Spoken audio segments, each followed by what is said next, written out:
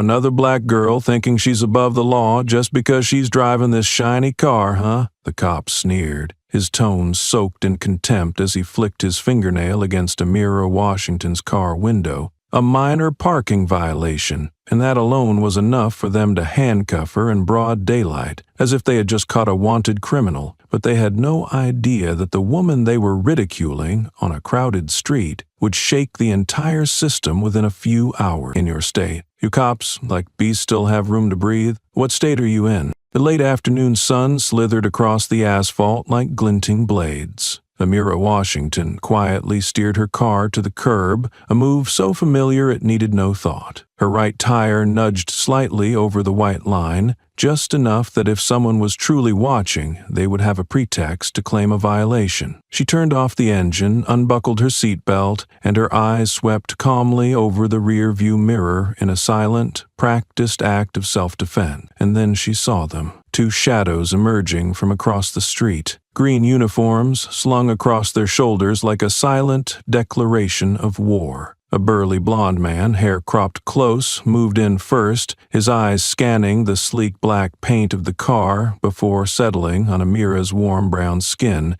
as if he were calculating the fault level of merchandise pre-assigned, a value the day it rolled off the factory line. The other one, Blake, according to the name tag peeking from under his jacket lapel, flashed a smile as thin as paper. It was not the smile of a passerby greeting a stranger. It was the smile of someone savoring their privilege to look down. He didn't bother asking for documentation right away, nor did he explain the reason for his approach. He simply stood there, hands on his hips, as if claiming the space around her, his cold blue eyes dragging a line from Amira's neatly styled hair to the edge of her car mirror, ending with a smirk steeped in provocation. "Oh," Blake said, his voice slipping from his throat like a dull knife. "Another one who thinks traffic laws are just accessories for shiny black cars?" Each word tumbled onto the pavement, coarse and pointed enough to thicken the air around the car. "Henderson?" The other officer, younger, thinner, let out a short, hollow chuckle, a clumsy attempt to align himself with the stronger one, but the laugh rang hollow, awkward, doing nothing but carving deeper the divide between us and her. Amira did not reply. She simply tilted her head, her gaze slicing across Blake's face like a cold blade. No fear, no protest. Her look, silent and serene, was sharp enough to sever the flimsiest insults mid-air. Blake frowned briefly but quickly smoothed his features back into smugness. He stepped closer, his boots striking the sidewalk with dry, deliberate thuds. "You know parking like this is a traffic violation, right?" he said, his tone making it clear he wasn't seeking an answer. Amira remained silent, her hands resting lightly on her lap, as if she were offering him exactly the chance he was so desperate to seize. Blake glanced at Henderson, then smirked again, this time more viciously. "Looks like this car's a bit too good for the usual crowd that parks like this. Aw, Henderson." Henderson chuckled along, a thin, greasy laugh like cheap cigarette smoke. "Yeah, Blake," he said, his voice the sound of someone trying to laugh while standing on thin ice.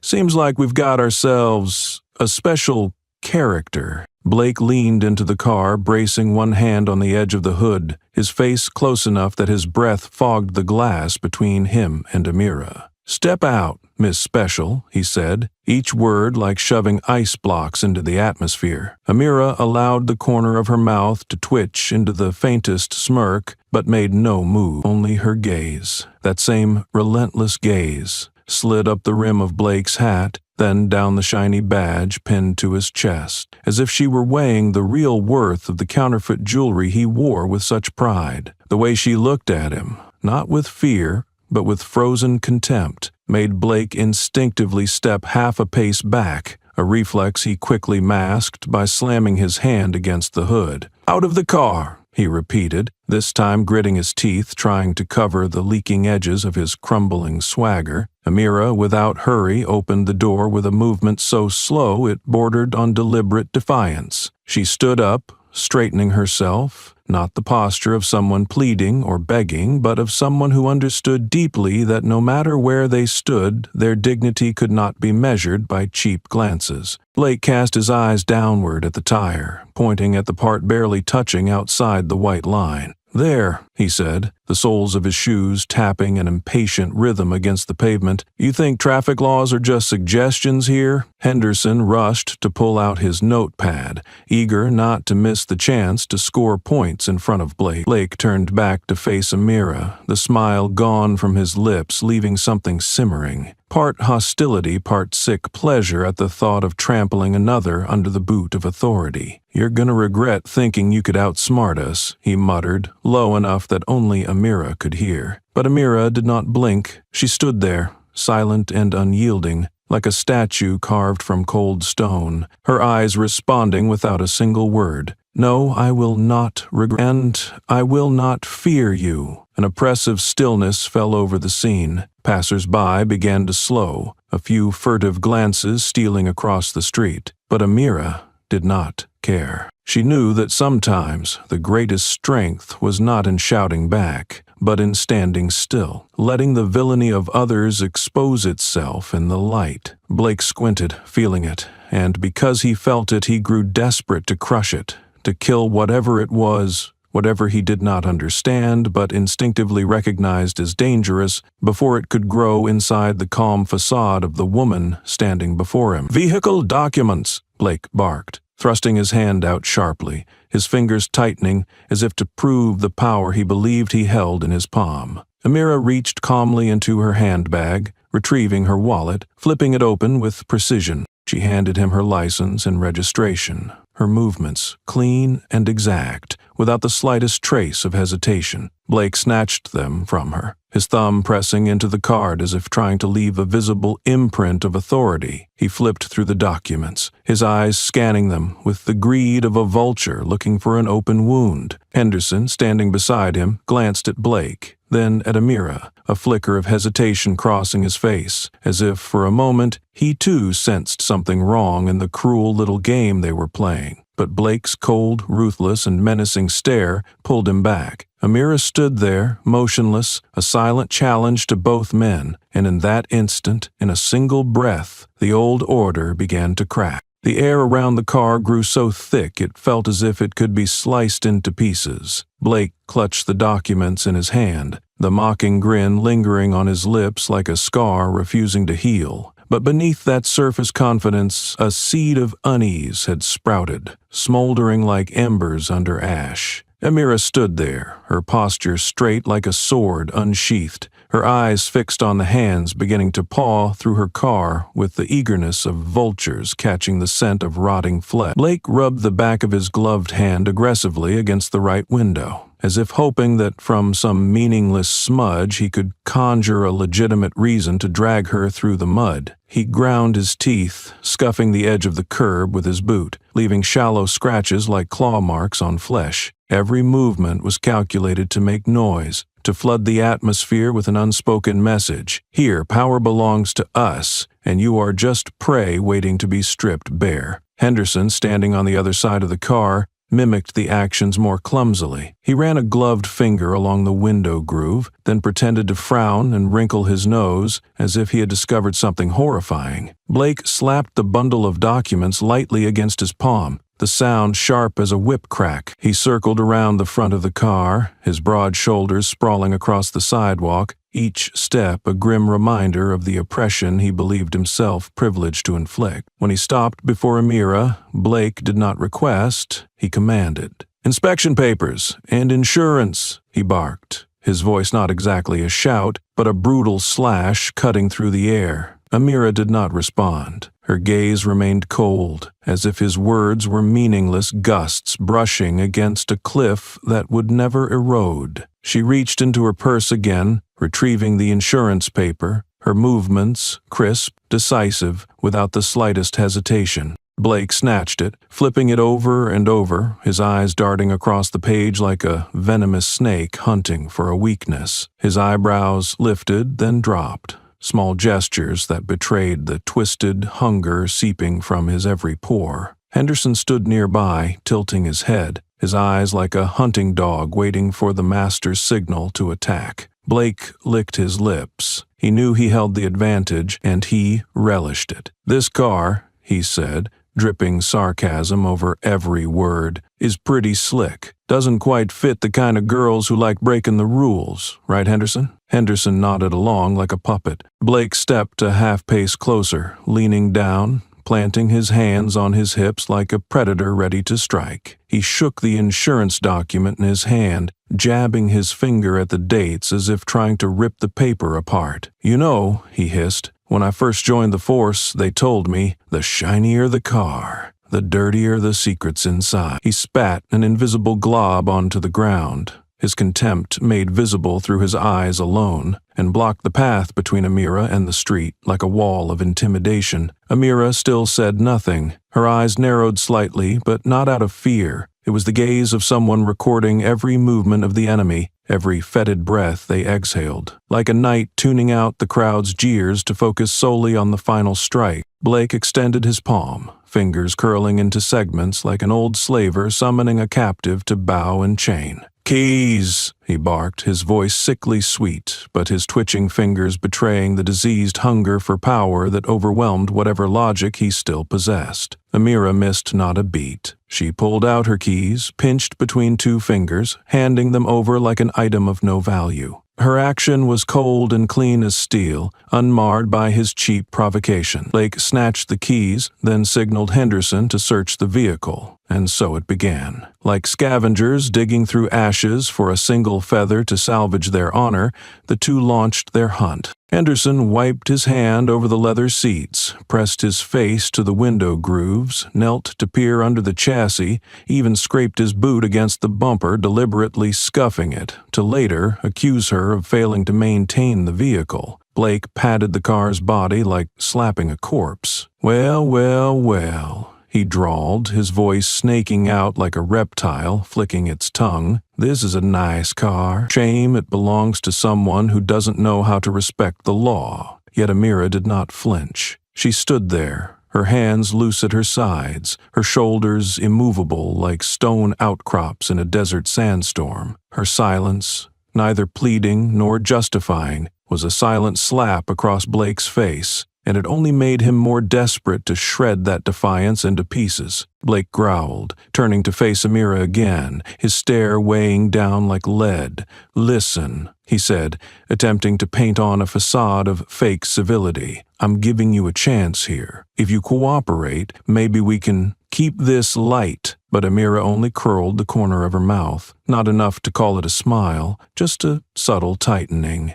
enough to turn Blake's words into dust before they could even touch her. But in that moment, the moment Blake's hand unconsciously clenched into a fist, released, and clenched again, the irreversible shift of the game was sealed. He did not know it, but he had already lost, right then and there. Blake snapped his fingers. A dry, sharp sound sliced through the remaining space between him and Amira. The insurance paper was flicked up before her face, tapping lightly against the air like a backhanded slap. "Expired. 1 day," Blake sneered, his eyes locking onto Amira as if he were staring at someone who had just signed her own sentence. Henderson whistled softly, his gaze gleaming with cheap delight. Blake did not wait. He pulled out his handcuffs from his belt, spinning them once, the metal grinding against itself in a screech that flooded the street with razor-sharp tension. "We are obligated to cuff you," Blake said, his voice laced with twisted pleasure, "for the safety of the community," each word scraped out like a blade dragging across concrete. Amira stood still, unmoving, her eyes swept over Blake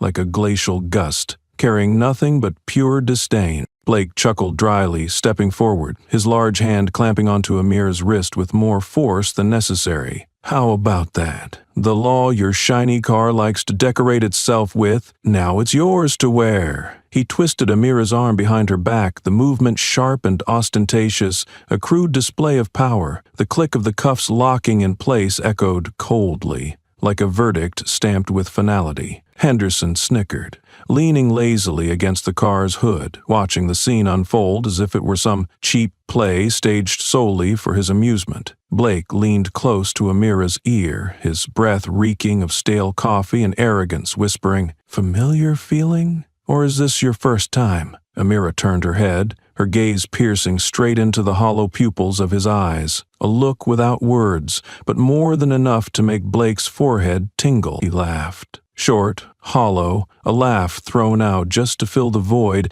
masking the brief tremor that had flashed across his mind. Blake grabbed her other arm, twisting it slightly, applying a calculated pressure designed to make the faint-hearted cry out. Amira remained silent. Not a single sound escaped her. It was this silence, the silence that refused submission, that unsettled Blake more than he dared admit. "Who do you think you are, huh?" he growled, locking the second cuff around her wrist. "Law doesn't give a damn about shiny cars or brown skin, Miss Special." Blake shoved Amira against the side of the car, her back thudding lightly against the cold metal. He wanted her to hurt. He wanted her to crumble. But Amira merely lifted her chin, her gaze weighing heavily on him, forcing him for the first time to glance away. Henderson flicked his fingernail against the car window, sighed exaggeratedly, and muttered, "Well, just another glorious day in law enforcement history." Blake pretended not to hear. He grabbed the chain of the cuffs and yanked Amira into the middle of the street like a prize dragged from the battlefield. Passers-by began to slow. Eyes, so many eyes, phones lifted into the air. But Blake did not care. He was lost in the moment, anointing himself as judge and jury. "This is how we keep order," he barked, each word louder than necessary, as if preaching to the entire street. "No matter what car they drive, what clothes they wear, or what title they carry." He hauled Amira along, each tug a deliberate attempt to shred her dignity piece by piece before the public's gaze. Amira did not resist. She allowed herself to be dragged like a heavy anchor, quietly cracking the ice of Blake's self-satisfaction underfoot, without him even realizing it. Amira walked under the dying sunlight, her wrists twisted behind her back, each link of the steel cuffs scraping against her skin with a cold, dry rattle. Blake gripped the chain tightly, dragging her with every step, as if she were a living testament to the hollow power he was desperately clinging on to. Henderson followed behind, his eyes darting nervously, his limbs clumsy, as if even he no longer believed in the crude script they were staging. The sound of boots striking the pavement created a grim rhythm that echoed down the street, which was beginning to thicken with life. Pedestrians gradually clustered into little pockets of onlookers, their worried, hesitant gazes flickering toward her. But no one dared step forward. No one dared place themselves between the steel cuffs and the uniform. Blake sneered, his eyes sweeping across the crowd like a dull blade. He loved this feeling, standing in the middle of the street, hoisting his trophy like a conquering warrior. "Look at that," he snarled, deliberately loud enough for the bystanders to hear.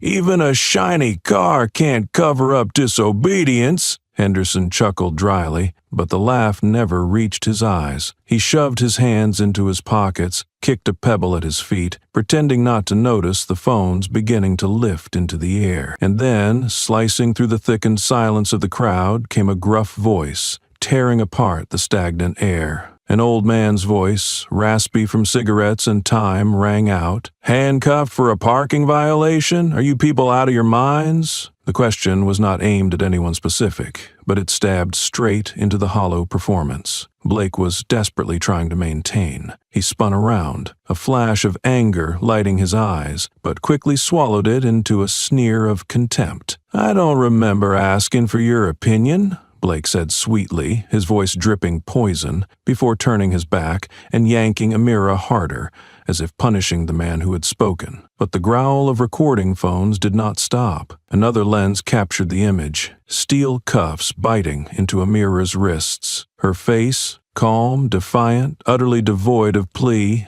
blazing against the gathering darkness. A young woman, perhaps in her 20s, burst from the crowd, shouting, her voice shattering the stagnant air. "Handcuffing someone over parking? Are you even using your brains?" Henderson flinched. Blake tightened his grip on the cuffs. "Move aside," he bellowed, his face flushed red. but the young woman did not move. She planted herself right in front of him, her phone trembling in her hands but unwavering, capturing every wretched expression Blake could no longer hide. Her eyes blazed with fury, fearless. Her breath quivered with rage. She did not know who Amira was. She only saw a human being treated like trash in broad daylight, and that was enough. Blake stepped forward, shoving her with his shoulder, his eyes sparking with the cold fire of petty authority challenged. "Last warning," he hissed through gritted teeth. "Stand down or be arrested for obstruction of justice." The young woman laughed, a strangled, bitter sound. "Obstruction of justice?" she shouted, tears glistening in her eyes.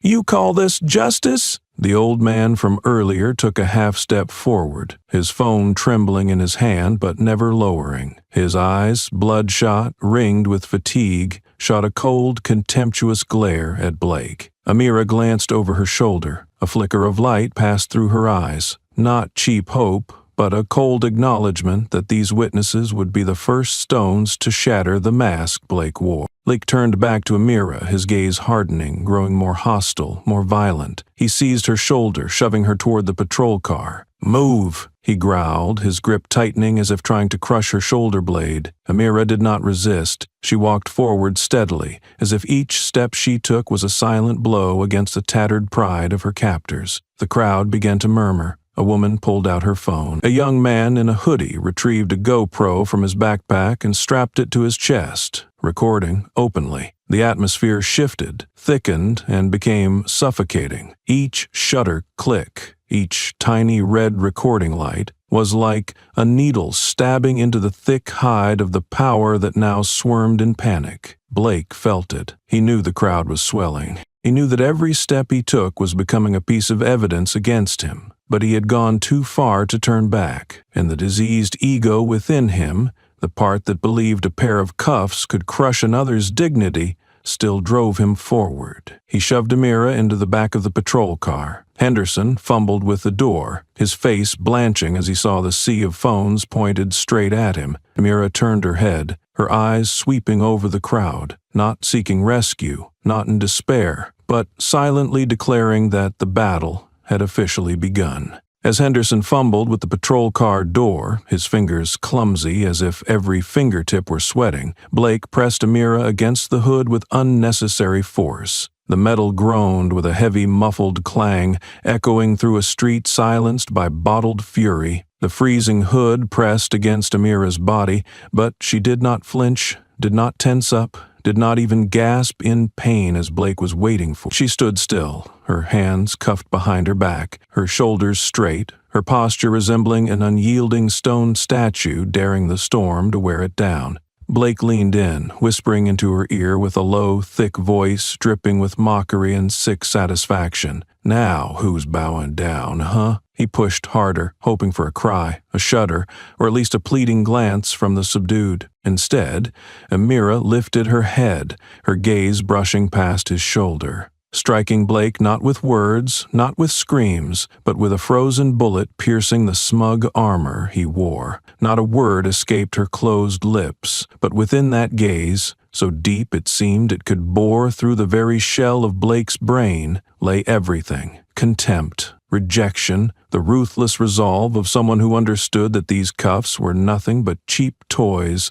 incapable of shackling a soul. Blake blinked, his chest tightening in an unconscious moment, as if his most primal instincts realized he had no control over her, that all he was doing was staging a pitiful play for his own hollow strength. Henderson stood a few steps away, his hand holding the radio, trembling slightly, his eyes briefly meeting Amira's, and he had to look away, not because of the phone's filming, not because of fear for his career, but because he could not bear the sensation of being stripped bare by a silent gaze so piercing it felt like Amira had seen right through to the pathetic smallness hiding beneath his uniform. Blake gritted his teeth, pressing his hand harder into Amira's shoulder, his body straining as if a bit more force could break her will. "Face down," he hissed, his voice cracking through the air like a whip lashing into nothingness. Amira did not move. She simply turned her head enough to face him directly, and in that instant, as Blake looked deep into her eyes, he realized he was not facing a woman. He was staring into an abyss, a pitch-black chasm filled with unspoken verdicts, with accusations silently waiting to crash down. A flick of Blake's eyes toward Henderson, a silent order curled at the corner of his mouth. Then he had to release Amira's shoulder to avoid meeting her gaze, a small act that eroded the last crumbling remnants of power he had been clinging to. Henderson stepped forward,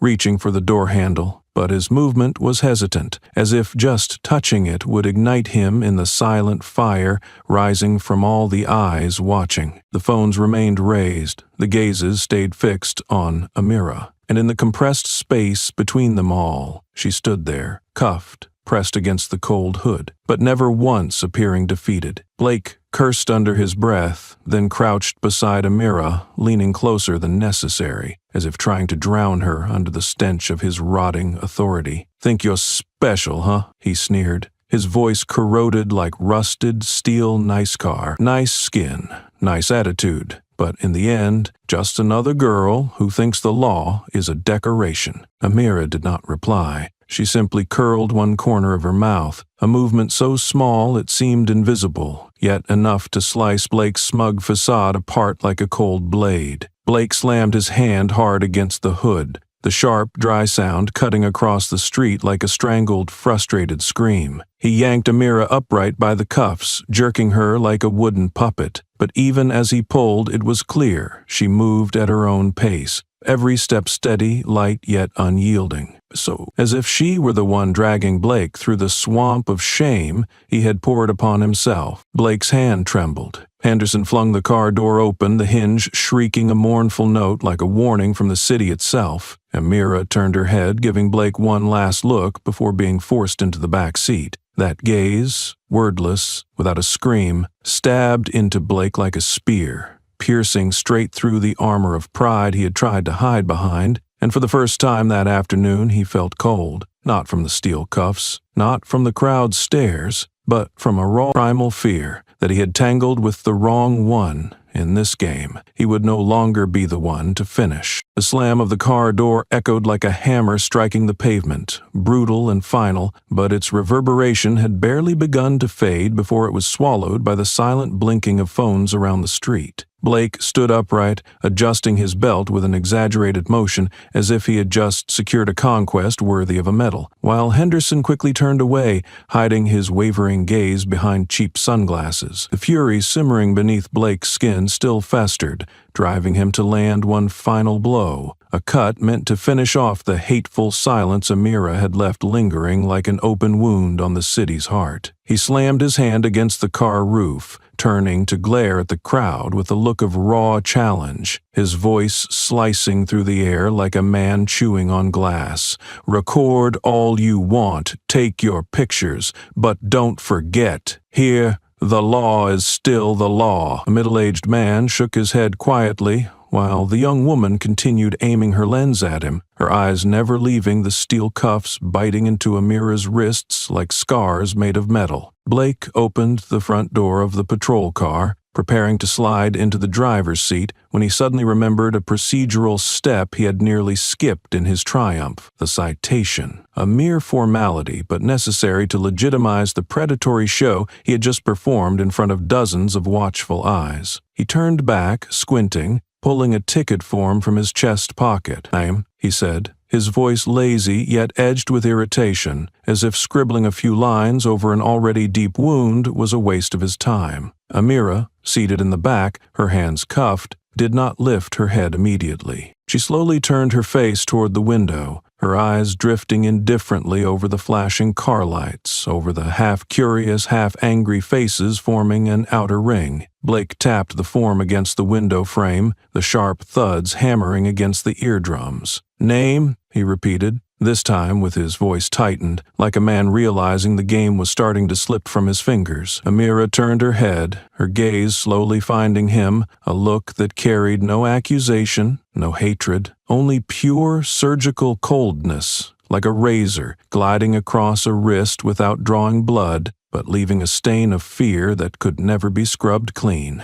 Amira, she said, her voice calm as a prayer recited at the Last Judgment. Amira Washington. In that instant, when the name dropped, the air sagged like a taut skin suddenly pierced. A man in the crowd, the one who had been filming since the beginning, froze, his eyes widening as if witnessing an earthquake. Amira? Blake furrowed his brow, his hand crushing the ticket form so tightly the creases etched into it like cracks in rotting wood. Henderson whipped his head around, shooting a panicked glance at Amira, then back at Blake, searching for instruction, but Blake only stood frozen like a plaster statue dissolving under acid rain. Washington. The name was not merely a noun, not merely a surname. It was a loaded bullet, a silent verdict waiting to detonate in the heart of the street. Whispers began to ripple outward, small waves mounting into an inevitable flood. The name was a torch thrust into a powder keg, and only a spark was needed for the explosion. The cameraman's hand shook as he zoomed in on Amira's face through the window. One name, one face, one moment of silence, enough to turn the video into irrefutable evidence of arrogance and stupidity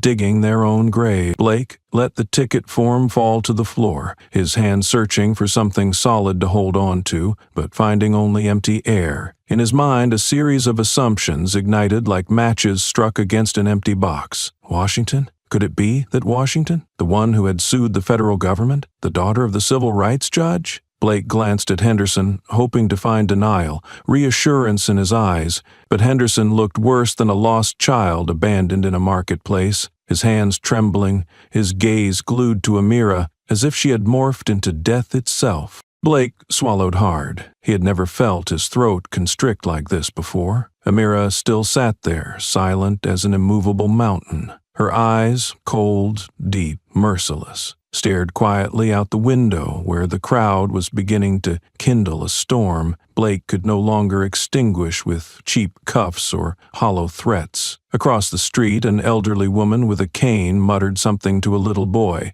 A woman in business attire quietly activated her phone camera. A man in a baseball cap removed his earbuds, turning toward the crowd, as if waiting for one final detail before choosing his side. The name Washington spread silently through the crowd like an invisible flame, catching in every glance, every breath. The man holding the camera from earlier seemed to jolt awake from a dream. He stepped back half a pace, his hands trembling but never ceasing to record, the lens shaking in rhythm with his racing heart. The young woman, who had earlier screamed in anger, now looked at Amira with a gaze of awe mixed with fervent belief, as if she had just brushed against a living piece of history. A middle-aged woman in a light blue business dress leaned toward the young woman and whispered, her voice heavy as stones tossed into a still lake. Her mother's a civil rights judge, and she sued 3 police departments, won all 3. That statement struck like a bullet straight into the skulls of those drowning in illusions of power. The young woman gaped, gripping her phone as if clutching living proof in her hands. The silent wave began to swell and break. A group of young men approached from the street corner, AirPods in their ears, their eyes blazing as snippets of truth reached them.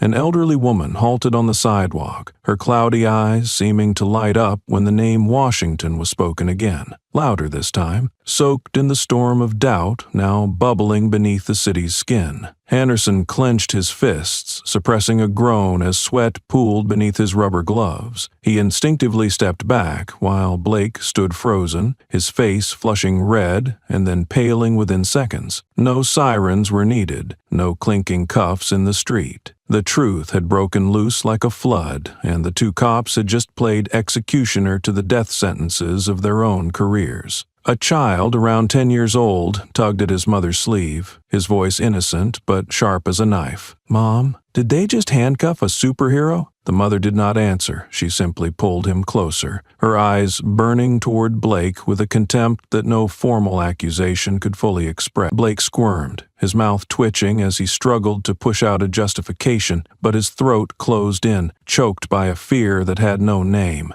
A fear that only visits a man used to abusing others when he realizes he himself is naked before the world, with no badge big enough to cover the rot underneath. "Washington," Henderson muttered, barely aware he was speaking aloud. He glanced at the crowd, people he once dismissed as faceless background, now transformed into living witnesses, each phone raised like a looming verdict, each silent gaze a sharpened blade ready to cut through his fragile shield. Blake yanked the patrol car door open, tending to drag Amira out and seize back control. But the moment his hand reached in, Amira's gaze, silent, needing no scream, no cry, pinned him to the ground like a freezing nail. In that gaze, Blake no longer saw a handcuffed woman, no longer saw a victim. He saw an indictment waiting to be read aloud in court, a legal storm gathering above him, and his own image, shabby, humiliated, defeated, drifting toward a disgrace no power could salvage. A young man in the crowd switched his phone to speaker mode, his voice trembling with excitement. "Washington, it's really her. She sued the city last year, won big time." Another girl, her hair braided with colorful fabric, shouted at the top of her lungs as if silence was no longer an option. "They cuffed the wrong person. They cuffed the wrong person." The wave broke. Chants, flashing lights, curses, and the pounding of feet against the sidewalk erupted. Blake staggered backward, crashing into Henderson, the two of them stumbling like puppets with cut strings. But it was far too late. Amira sat calmly in the car, wrists twisted behind her back, body immobilized, but her spirit blazed like a quiet fire, incinerating every fake justification Blake and Henderson once thought could shield them. The man with the camera clenched his fist, whispering into his trembling lens, "This won't be buried. Not this time." Across the street, a group began to chant, "Justice for Amira, justice for Amira." The chant spread like wildfire, sweeping across the pavement, climbing up the weathered shop signs, igniting the air itself. Blake roared, trying to shout over the crowd, "Disperse! Disperse immediately!" But his voice was swallowed by the swelling sea of people, by the phones live streaming the incident to every corner of the city, where within an hour his name would become the center of a national interrogation over abuse of power, racial discrimination, and the stubborn, stupid arrogance that refused to die. And at the center of that storm, Amira Washington remained seated, silent, not waving, not speaking, not weeping. Only her eyes, that unspoken gaze, continued to pierce into the very spines of those who thought they could chain the blood of a lineage never meant for cheap cuffs. The chants of "Justice for Amira" had barely begun to fade when a burst of white light flashed through the crowd. A phone,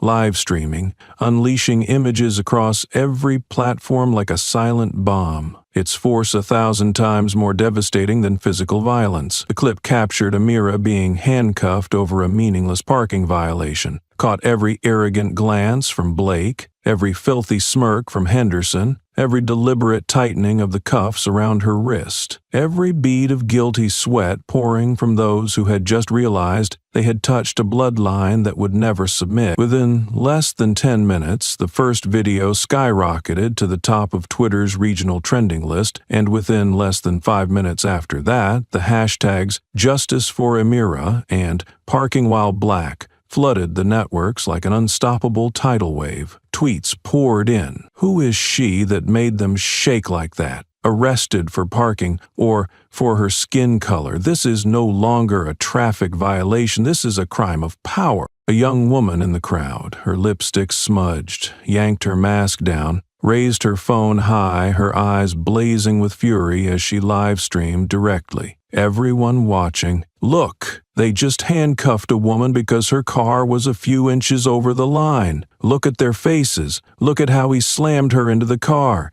Look at how he smirked like a beast catching prey. Do you understand? This is not about breaking a law. This is a hunt." Each word she shouted poured more fuel onto the fire smoldering in society's heart. Each image, each scream, each flash of light widened the cracks in the wall of violence long hidden behind the cloak of law enforcement. Blake looked around, seeing the raised phones like cold gun barrels pointed straight at him, and for the first time in his policing career, he felt naked, exposed under a justice he could not twist with fake reports or fabricated testimonies. Henderson sank deeper into the shadow of the patrol car, sweat pouring down, his his knees shaking as if a strong gust of wind could topple him. Sirens wailed from a distance, green and red lights swirling across car windows, reflecting off Blake's stiffening face, but instead of rescue, those cars carried the cold stares of internal affairs officers. Men Blake knew all too well. They were not coming to back him up.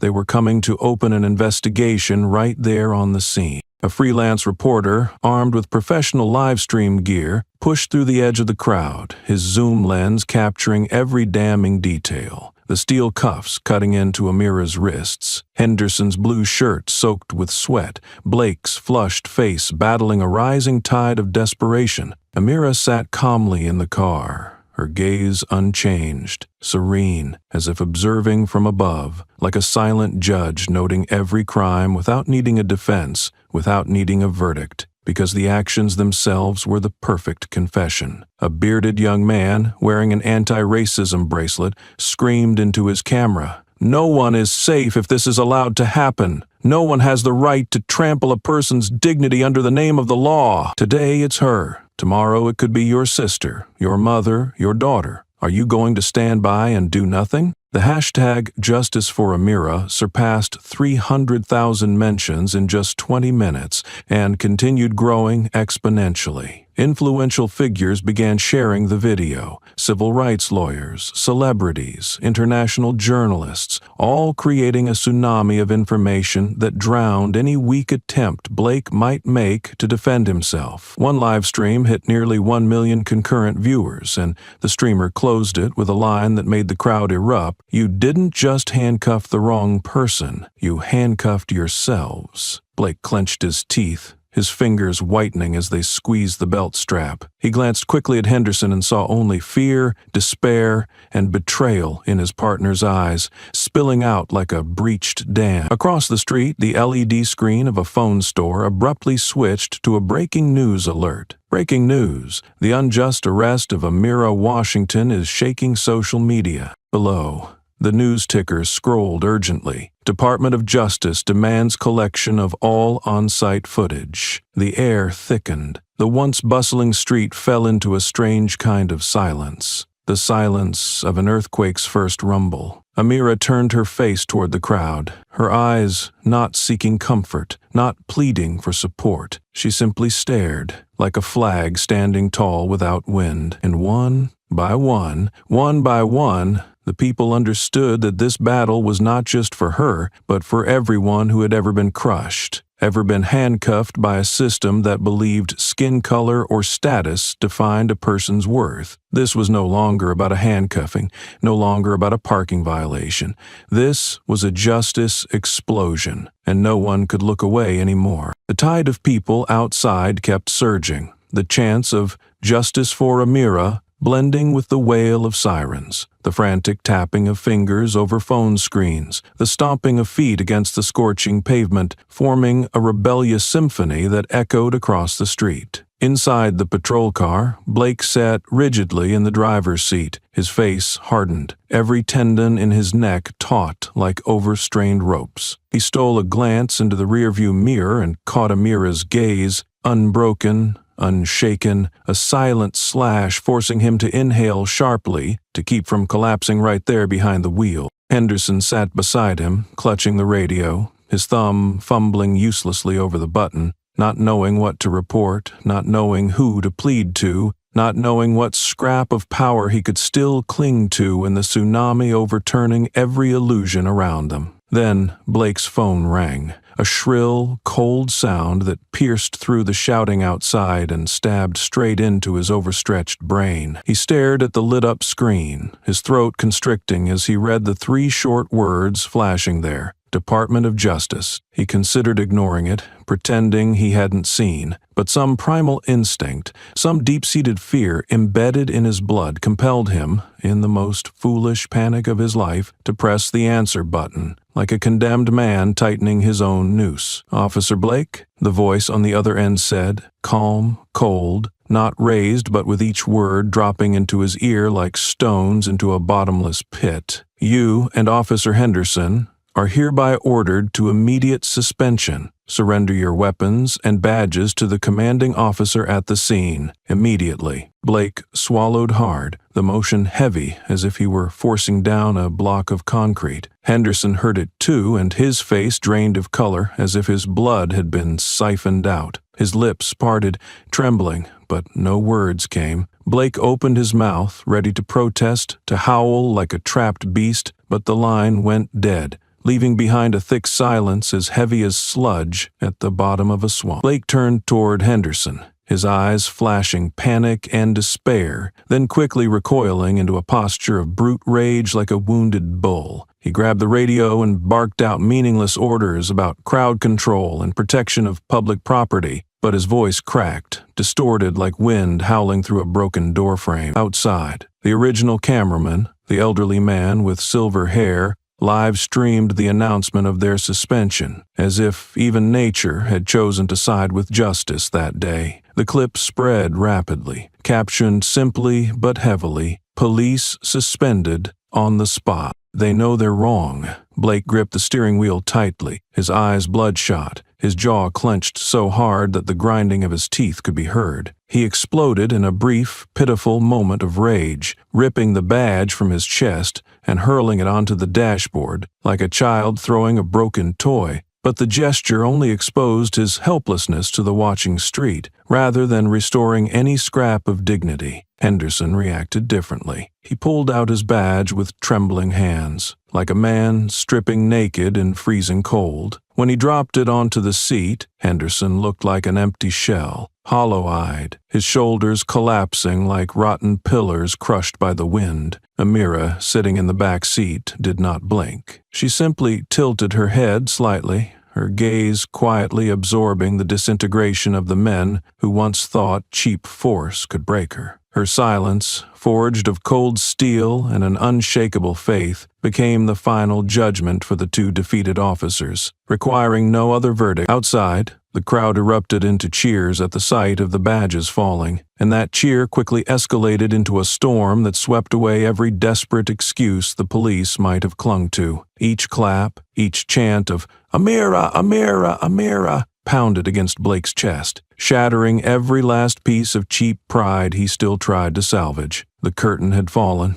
No maneuver could save them now. No plea could soften the truth. Only the naked, freezing reality remained, dancing before their eyes like ghostly reminders that those who sow the wind shall reap the storm. Another wave had begun to rise, a wave more dangerous, more insidious, but devastating to the very roots. Fingers were no longer just sharing the live stream of Amira being handcuffed. They were digging deeper, dredging up old wounds the local police department had thought buried under glossy reports and hollow apologies. Posts flooded in like a monsoon. Officer Blake threatened me back in 2018. My son was dragged out of a car by Henderson just for not buckling the front seat belt. Remember the case where they handcuffed a 13-year-old girl right on school grounds? That was this department. Each line, each secondary hashtag surfaced like corpses pulled from the bottom of a swamp. Stories that once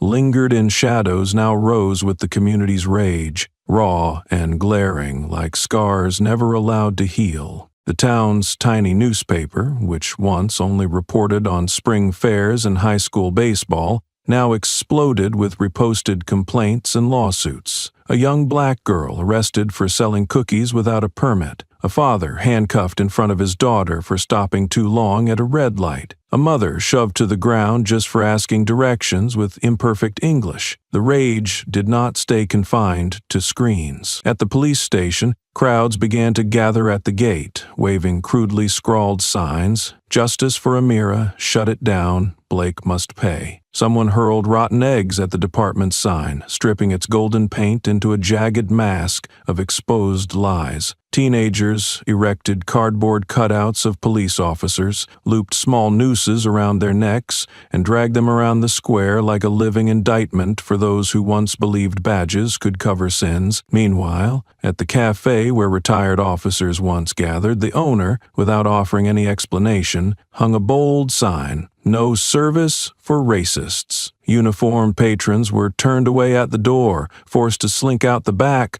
under the jeering stares of a crowd waiting just for them. The air in town thickened, suffocating. Every glance, every sneeze seemed ready to ignite an explosion. An elderly black woman quietly approached the station's gates and placed down an old wooden box filled with copies of the complaint forms her son had filed 5 years earlier, all ignored by the department. Not a word, not a tear, just a cold, direct look. Before she turned away, leaving the weight of past and present pressing down on the cracked bricks at the department's doorstep, the once weaponized silence, the silence the system had used to swallow citizens' dignity, shattered like glass, riddled with bullets of truth. Civil lawsuits poured into City Hall like a tsunami of paperwork. Civil rights groups, independent attorneys, and black community advocacy groups all descended, collating records, preparing the largest legal offensive the town had ever seen. National news stations, which once overlooked this tiny town nestled among barren hills, now sent reporters to camp at the station gates, their cameras capturing every bead of sweat, every awkward gesture of officials who once strutted out of that building with smugness. Blake slumped onto the patrol car's running board, his massive hands clutching his head like a man waking up from a nightmare, only to realize the nightmare was just beginning. Sweat poured from him, mixing with the dust clinging to his now disgraced uniform. Henderson dragged himself nearby, collapsing beside him, his eyes hollow, his mouth opening and closing, as if searching for some excuse, but producing only the useless gasps of a dying creature. Inside the chief's office, the internal phone had been ringing non-stop for half an hour. Complaints, press inquiries, demands for internal data, they piled up like mountains. The dispatcher's hands trembled as she sorted through them, each message a slap across the sagging face of a system that once thought itself untouchable. Once proud faces now avoided eye contact in the chilled corridors, each sidelong glance cutting into their hollow dignity like a knife turned inward. They knew, right now, that every whispered insult, every unfilmed beating, every half-veiled threat was being dragged into the blinding spotlight of social media, of law, of unleashed rage. The atmosphere inside the building grew so suffocating that even footsteps sounded like collisions. A middle-aged officer, infamous for bullying civilians, stepped off the elevator and was immediately shoved against the wall by a young mother, her finger jabbing into his chest as she screamed, "You screamed in my child's face. Now the whole world will scream in yours." The hallway fell silent, save for the clicking of cameras capturing the moment, hammering at the long-standing arrogance of the system. In the station parking lot, a group of teenagers gathered, no guns, no stones, just silent, masked faces with "We Remember" printed across them. When an officer emerged, they raised posters showing the faces of past victims of police brutality in that very town, each image a brutal mirror, forcing the officers to confront their own shame. Several officers hurried away, unable to endure the wordless accusations burned into the air. At their once favorite cafe, a public humiliation unfolded. The cafe owner, a wealthy white man whose daughter married a black man, stepped out and one by one pointed at each officer, declaring, "I don't serve abusers of power." Before stunned onlookers, he personally ripped the decorative badge off an old officer's uniform and tossed it into the trash. A gesture captured on video that went viral within hours, a slap in the face of a system once parading itself as a model of order. Even inside the supermarket, officers could not escape. Customers filmed them relentlessly. A tall black man approached a cop once notorious for brutality, coolly placed a pack of sanitary pads on the checkout counter and said, "For the wound on your honor." Laughter exploded around them, while the officers stood frozen, face blazing red, as the cameras kept rolling. It was no longer just Blake and Henderson, an entire rotund of abuse, a machine fueled by disdain, by stepping on the necks of the powerless, had been unearthed, bubbling and festering, with nowhere left to hide. From dusty notebooks, forgotten reports, and crude victim recordings, once dismissed, a grotesque picture emerged. Baseless arrests, coerced juvenile confessions, falsified evidence, blatant racial profiling during patrols. The New York Times dispatched reporters. Organizations like the ACLU and Human Rights Watch launched investigations. Independent lawyers opened hotlines for witnesses and encouraged lawsuit submission. The media storm no longer revolved solely around Amira Washington. It had become a cleansing fire aimed at the entire system. Amira sat in the car that had now become the world's epicenter, her wrists still bound,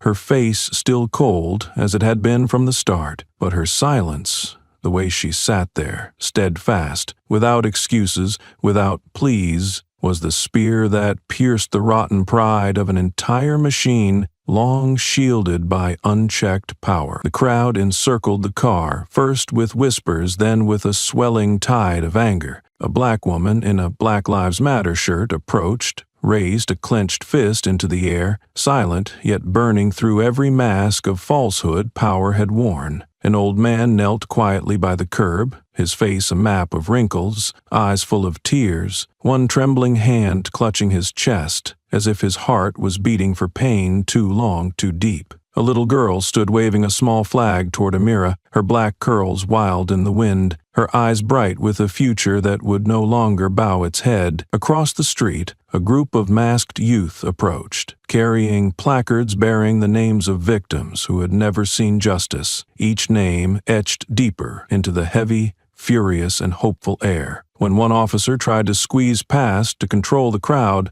a middle-aged woman blocked him, throwing a stack of old complaint files into his chest and coldly asking, "Will you pretend not to see again?" There was no need for an answer. The officer's bowed head and retreating steps were answer enough. Meanwhile, farther off, a small truck slammed to a halt in front of the station. From its bed emerged massive banners displaying previously suppressed images. Black children pinned to the ground, mothers collapsing in grief outside precincts, even suicide notes from victims broken by injustice. The entire town could no longer feign ignorance. The truth lay bare, brutal, and unforgiving. A small civilian plane buzzed overhead, towing a blood-red banner. "You will kneel too." The crowd roared not for revenge, but for liberation, a primal catharsis from years of silenced humiliation. In that moment, before all eyes, a young officer, still wearing his badge, trembled, removed his insignia, laid it on the boiling pavement, and walked away. No words, no footsteps following, only the dense silence of a system cracking under the weight of everything it had once scorned. No one needed to say it anymore. Every crime had already spoken for itself, and this time, for the first time in endless years, the system itself would have to bow. Not just two men, but an entire rot of abuse finally collapsed under the light of justice. The rot of abuse had been awakened, shattered into fragments under the cold gaze of society, and the tsunami of justice showed no sign of stopping. When the first badges hit the ground, when old abuse memos were dragged out of the rotting archive basements, it was not merely the images of two officers that crumbled, it was the entire decaying structure of power that had for so long rooted itself into the town's foundation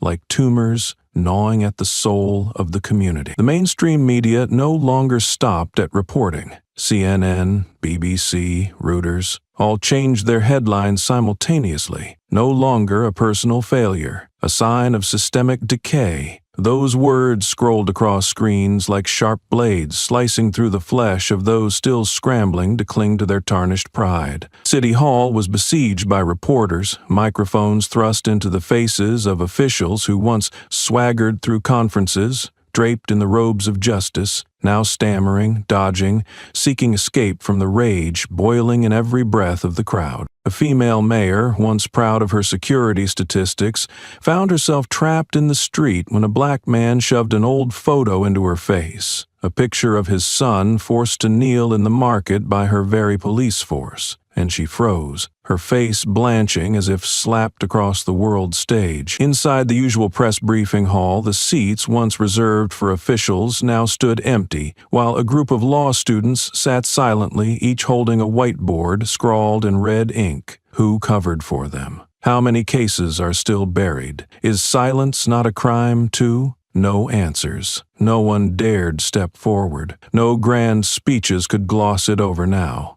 Only a freezing emptiness remained, and the eyes of the public ricocheted like bullets off the crumbling walls of deceit they had built. Outside City Hall, a group of black veterans set up a protest camp, donning their old uniforms, standing silent but firm. They did not chant slogans, they did not scream. Their presence, men who had bled for the country only to be treated as second-class citizens on their own soil, was enough to make the once proud rulers lower their heads in shame. One veteran, his hair pure white, held a handwritten sign in chalk. "We did not fight for you to abuse your power." That simple, blinding sign was a verdict without a jury. Meanwhile, social media exploded with videos of former officers being ejected from restaurants, stores, and even local supermarkets. A deputy chief, trying to buy coffee at his usual corner cafe, was coldly shoved back out by the owner with a sentence like an icy dagger. "We don't serve federal investigation subjects here." The humiliation needed no whispering to spread. It played out openly, before hundreds of cameras, as punishment without a courtroom. No one believed the isolated incident narratives anymore. The truth, once exposed, did not need to scream. Crushed the polished masks erected over generations of mayors, police chiefs, and internal review boards that were nothing more than self-serving jokes. The Federal Department of Justice, bowing under public pressure, under the roar of civil groups, under the thunder of millions of outraged voices, had no choice but to sign off on a full-blown investigation. Not a casual audit, not a polite visit, but a formal federal probe with the authority to investigate, prosecute, and if necessary, dismantle the entire local police apparatus. The news broke at dawn, slicing through the town's lingering smog of false tranquility like a cleaver. The term pattern and practice investigation, glowing across every news banner, sounded like a death sentence being read aloud before the executioner swung the blade. Inside the police station, clerks scrambled to pack files, wipe hard drives, fumbling like rats flailing before a sinking ship. Lower-ranked officers cut their shifts short, hunkered deep inside patrol cars, avoiding every glance, every question, every camera, like ghosts realizing they had been dragged into the sunlight. At the main gate, townsfolk erected signs, "Uniformed criminals, they fear the light," then lined up, silently, waiting to taunt each disgraced officer walking out. "Keep walking, don't come back." The town's air thickened with unveiled contempt. The cafes, once serving as police haunts, now hung signs, "No service for investigated officers," turning once proud men into wandering ghosts searching for shelter. At a local supermarket, citizens organized a "No Sales for Abusers Day," with customers silently turning their backs whenever a uniformed officer entered, as if avoiding a contamination too foul to touch. A young officer tried to argue he was just following orders, but an old woman cut him off with a cold reply. "Following orders comes with a price, boy." Blake and Henderson, mere sacrificial pawns, were only the tip of an iceberg built from decades of arrogance and indifference. Now, every old testimony, every dismissed complaint, every ignored grievance was being unearthed piece by piece, assembling into an irrefutable portrait of darkness, a portrait that even the untouchables now had to face. News reports no longer named individuals, they simply labeled it all a rotten system. The rage spread into schools, where high school students organized their own sit-ins, carrying hand-painted signs reading, "You cannot teach ethics if you live a lie." The principal was cornered at the entrance and forced by students to publicly read his resignation letter for having shielded the school's police liaison program. Every small crack in the machinery widened into deep, unfixable chasms. A renowned human rights investigative journalist posted a single tweet that sent shivers through the town. Amira Washington was just the spark. The whole forest is catching fire. Immediately after, major human rights organizations issued joint statements demanding the Justice Department ensure this investigation would not end in hollow apologies, but with criminal prosecutions of everyone involved. From rookies to the police chief, Amira, at the heart of this media and political storm, remained seated, still cuffed, still without pleading. But from this moment on, she was no longer alone. An entire world stood behind her. A rising wave of outrage, hope, and demands for justice surged silently beneath her feet. Images of her serene face, unyielding eyes, blanketed social media, newspapers, and news broadcasts. No commentary was needed, just the image, letting the truth speak for itself. Outside the police station, a group of youth raised a massive black banner in the street. "We are all Amira." The white letters cut into the black fabric like a dagger, into the tattered pride of the old system. A young mother stood holding her son, raising a scribbled sign, "If one day my son is Amira, I will burn this whole town down for him." The crowd did not cheer. They simply stood, a silent tsunami about to sweep away every false monument. Blake, isolated in a temporary office, punched the wall, blood seeping from his knuckles. Yet the burning shame inside him scorched far worse. His once proud name was stripped from the achievement board and tossed into a trash bin before the administrative staff, like an excommunication ceremony. He understood now. No amount of blood, no amount of screaming could return him to the days when a falsified report could crush dissent. He had lost, not just to Amira, but to an entire era changing before his very eyes. Later, at the diner where officers once gathered after shifts, Blake entered in civilian clothes, hoping for a shred of familiarity. The diner fell dead silent. A young waiter approached, placed a blank check in front of him with a line scrawled in red ink, "We don't serve oppressors here." That wordless slap froze Blake in place, blood dripping from his hand onto the cold tile floor. In another corner, Henderson slumped over a table, tears streaking his ashen face. He, who once believed he could live quietly by just following orders, now faced the brutal truth. Complicity would drown him alongside the perpetrators. When Henderson tried to leave the station, a group of college students blocked his path. No shouting, no assault, just holding up black and white portraits of faceless victims Henderson and his comrades once ignored. Each photo struck him like a blazing brand, forcing him to bow his head and walk like a dead man yet to be buried. This was no longer about personal failure, no longer about one officer or two. This was the cracking of an entire system, and no press release, no apology speech could ever mend what had shattered. What broke would break all the way. Those who sowed the wind now must reap the storm, not with words but with the collapse of the very power they once wielded to crush others. The long-suppressed fury of a once strangled community surged up, unstoppable. When the date for the emergency hearing was announced, not a soul in town, not even those who had long hidden behind apathy, could pretend ignorance. City Hall was locked down by hundreds, then thousands, pouring in from everywhere, hands raised high, slogans glued to palms, eyes ablaze not with curiosity but with a burning demand for justice that could no longer be delayed by even a single second. Inside the courtroom, every seat was packed tight, the old wooden benches creaking under the weight of a crowd straining to contain every breath. There was no murmuring, no coughing, only a dense silence thick as a lead curtain, stretching the air so taut it seemed a single snap of fingers could shatter it into pieces. Blake entered the courtroom in a wrinkled civilian outfit, his face pale under the cold flicker of old fluorescent lights. Henderson trailed behind, shoulders hunched like a man already bound and shackled without a finger laid upon him. They moved slowly down the aisle, pierced by countless eyes.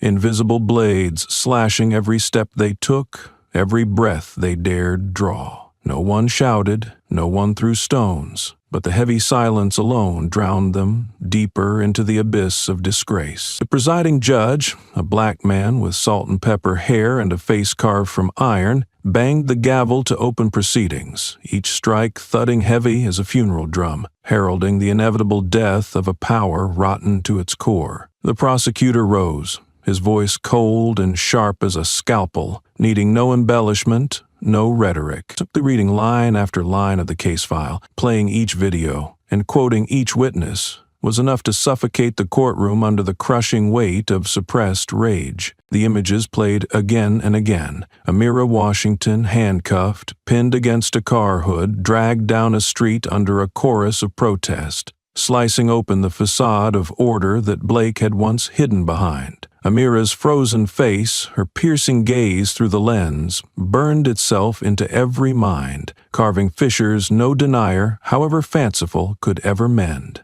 Outside the courtroom, battered wooden signs lined the hallways. "We will not forget. No room for badge without honor." Every citizen passing through laid a hand upon those boards. A silent oath, a vow that this time justice would not be smothered by slick excuses. Right outside the door, a line of high school students stood neatly, each holding a small portrait of faceless victims, their eyes bright as beacons against the darkness that had stretched for decades. Blake sat at the defendant's table, clenching his hands into bone-white knots, darting glances around the room, searching for an ally, a sympathetic gaze, a shred of defense, but finding only relentless, unblinking stares. The accumulated resolve of generations once silenced, now risen not with swords but with an unstoppable will. Each time Blake shifted, each time his lips trembled, the room seemed to tighten, as if even the air was backing him into an inescapable corner. In the press row, a renowned black journalist silently lifted her camera, not aiming at the prosecutor or the evidence, but at Blake's every wrinkle, every bead of sweat trickling down his forehead. Her lens, needing no commentary, no narration, stripped away every mask, exposing a frail, filthy man burning under the ruthless light of truth. Henderson hunched low, lips pressed tight to stifle sobs, each awkward movement only making him more pitiful, more contemptible. A middle-aged man, clad in an old suit, abruptly rose from the gallery, pulling a crumpled paper from his pocket, a copy of a complaint his son had filed years ago, dismissed without explanation, and quietly placed it at Henderson's feet. No words, no shouting, yet the weight of that act made Henderson shudder like a condemned man paraded through the market square. The defense attorney, a balding white man, tried to spin tales of standard arrest procedure and public safety concerns, but every word he uttered only tightened the audience's fists, sped the journalists' shudders, and stripped Blake and Henderson further bare before the world. When the prosecutor closed his presentation with a simple sentence, "This is not just the fault of two individuals. This is the culmination of a system that has scorned human rights for decades," the room exploded in thunderous, restrained applause. Not prolonged, not chaotic, but sharp, relentless, resounding like a midsummer storm hammering against a rotting fortress. Each clap was a hammer blow against the rotted shell of arrogance, leaving no room for excuses, no crevice for retreat. Amira was brought into the courtroom mid-hearing, still handcuffed, a move as brutish as it was foolish by the police in their last desperate bid for order, but that image only crystallized her defiant strength. She did not bow her head, she did not avert her gaze, she did not beg. She simply walked forward, wrists bound but spirit freer than anyone else in the room. As she passed, every eye tracked her like flames licking up dry timber, every clenched fist and sharp inhale bracing against the onslaught of emotion. An elderly black woman stood, unpinned a battered civil rights badge from her blouse, a relic from the 1960s, and pressed it silently into Amira's hand, her eyes ablaze with quiet pride. No words were needed. It was a torch passed in solemn honor. One by one, almost instinctively, the room rose to their feet as Amira passed, not from the command, not from ritual, but because every fiber of their being knew, here and now, they were witnessing a rebirth of dignity far beyond the reach of law or politics. In that taut moment, a young black boy in a school uniform slipped from his seat, walked to the barrier, and raised high a crayon drawing. Amira, handcuffed but with wings unfurled from her shoulders. No one dared breathe. Only the soft rustle of paper brushed by the air conditioner filled the silence. Blake saw it too, his lips pressed so hard they bled, his hands trembling violently but powerless to move. Sweat rolled down his temple, mixing with the bruise on his jaw, a mark from last night's scuffle and holding when a fellow officer, also now under investigation, silently unleashed all his hatred and despair onto Blake. For the first time in his life, Blake felt himself truly laid bare before a justice not shaped like handcuffs, not cloaked in false legality, but shining from the unforgiving gaze of ordinary people. Henderson buried his face in his knees, unable to meet the truth he had helped to create. Through tear-blurred eyes, he caught a glimpse of a black man in the front row, clutching a battered Bible tied with fraying rope, a symbol of vows carried across centuries of bondage. The man's silence, no curses, no condemnation, cut deeper than any formal accusation. When the judge finally declared, his voice resolute, "This hearing will lead to a full federal investigation into the entire operations of the city police department," the room no longer restrained itself. Cheers, sobs, and pounding fists erupted like a small earthquake, shaking the crumbling walls of a building that had witnessed too many dirty compromises. The first to rise were not fiery youths, but elders, those who had kept silent for lifetimes, now standing, raising faded photographs, long-buried evidence, a testament to the resilience that had never truly died. Journalists surged forward, cameras capturing every tear, every broken smile. No one remained seated that day. A young mother lifted her child high, like a living flag, her eyes burning a vow that her son would never again grow up fearing a uniform. A white college student, drenched in sweat and tears, ripped off his jacket to reveal a T-shirt reading "Justice or Nothing," raising his fist to the ceiling, a gesture that swept across the courtroom like wildfire. No one could turn away. Even court staff, normally stoic in their neutrality, bowed their heads as Amira passed, her wrists still bruised, but her steps light, commanding. Each footfall resonated like a hammer blow on ancient stone, unsettling even those who once thought themselves fortress-like. No one had any excuse left for cowardice or complicity. Blake, from his isolated seat, tried to shrink himself into nothingness, but there was no escape. A line of black veterans,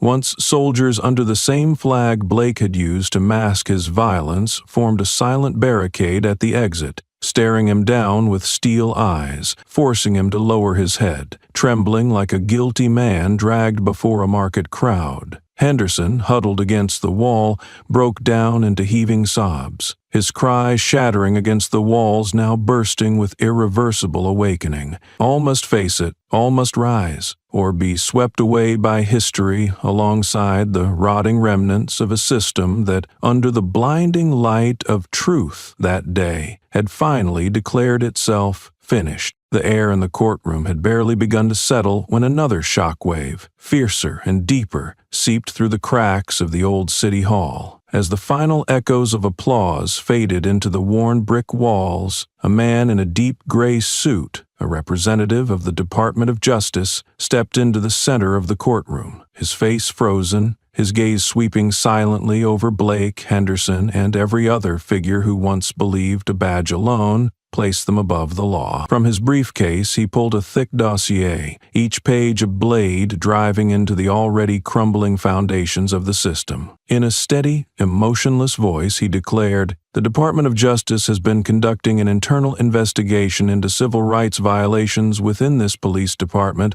for the past 2 years." A hushed wave swept through the crowd like a gust through a dry forest. Blake snapped his head up, his jaw clenching so hard that the veins at his temples twitched violently. Henderson opened his mouth, but only a hollow, gasping sound escaped. From the audience, an elderly woman pulled out a yellowed photograph, her son handcuffed in a schoolyard, and held it high above her head like an indictment that needed no reading. The act triggered a chain reaction. Others pulled out old complaint forms, long dismissed evidence, scraps of justice once brushed aside, now converging into a surging tide of fury, tightening around those who had once lounged atop rotten thrones of power. The man in gray paused, pulling out another thin document, each movement like another bucket of ice water thrown onto the dying embers of a once untouchable regime. "To carry out this operation," he continued, his voice cold as steel scraping concrete, "the department assigned an undercover inspector to infiltrate the system. This agent was authorized to gather evidence, file internal reports, and coordinate with the federal investigation.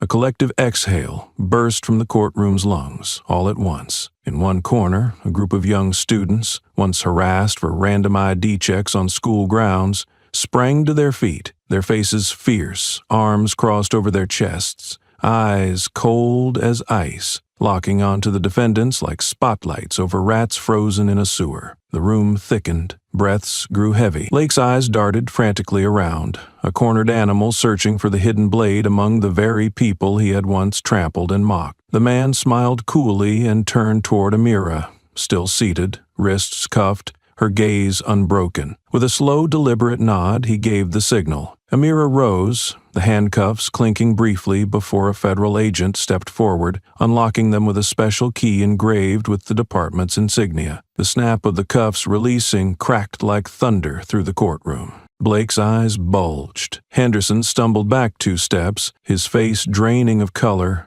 sweat pouring in visible streaks. At the back of the room, a black woman shakily pulled an old handkerchief from her pocket, waving it in the air like a silent battle flag. That lone gesture ignited the entire room. Rows of people stood, hands raised, not shouting, not chaotic, but surging, with an unstoppable, smoldering force that pinned the defendants frozen in their seats like shipwrecks battered by a relentless storm. Amira rubbed her wrists, casually, her movements so composed they bordered on disdain. She stepped forward, toward the witness stand, no longer restrained, no longer hidden, walking with the calm precision of a blade freshly drawn, glinting and unstoppable. The courtroom lights poured down, catching her every step, illuminating the fear twisted across faces like Blake's, now resembling nothing more than a defanged predator awaiting its final fall. And then Amira spoke, her voice steady, cutting straight into the hearts of those who once believed violence and apathy could bury justice forever. My name is Amira Washington. I am a special inspector for the Department of Justice, Division of Systemic Abuse and Discrimination Investigations. The roar that erupted from the audience defied restraint. Cries, cheers, choked sobs. Flashbulbs exploded like fireworks in a storm. Behind the press row, a group of students unfurled a massive painting. Amira breaking a pair of steel handcuffs, a symbol so fierce it seemed to blaze into life. Veterans stood tall, saluting her with eyes shining in a pride only earned by surviving battles that spanned lifetimes. Blake staggered, gripping the bench edge, his face contorting with shock, rage,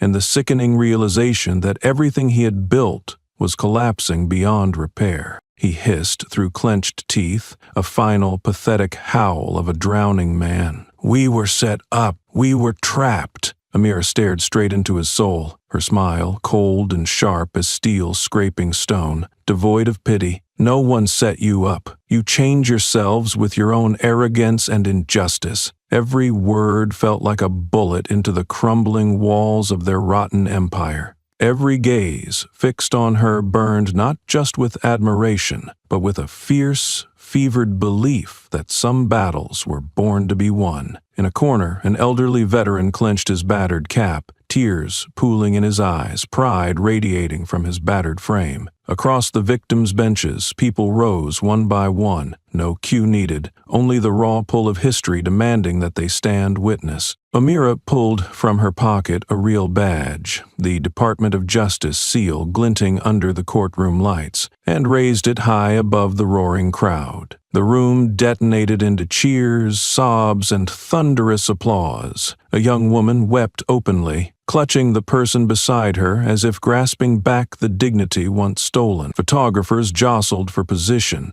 flashbulbs blazing like winter fireworks, immortalizing the moment Amira lifted the badge like a sword slicing through the darkness of deceit. The crowd needed no leader. Every clap, every shout, every fiery glance wove together into a storm no speech, no rotten barrier could withstand. The second twist had been laid bare. Amira was never a victim. She was the blade. She had walked into their den, silent, recording every insult, every act of depravity. And now she stood above them, claiming victory. Blake, once so disdainful, yanked violently at his seat as if to rise and protest, but he was too late. A group of students blocked his view, lifting posters of Amira, crushing a broken shackle underfoot. The crowd's cold, piercing gaze rained down invisible spears upon him, forcing him to hunch, gasping under a humiliation he had never tasted before. Henderson collapsed into his chair, arms over his head, as if trying to block out the roaring truth. But the sound of Amira's name thundered through the air, gripping him tight, refusing to let him flee. It was not hatred that made Amira strong. It was the cold, relentless belief that justice, no matter how twisted, no matter how delayed, would always find its way home,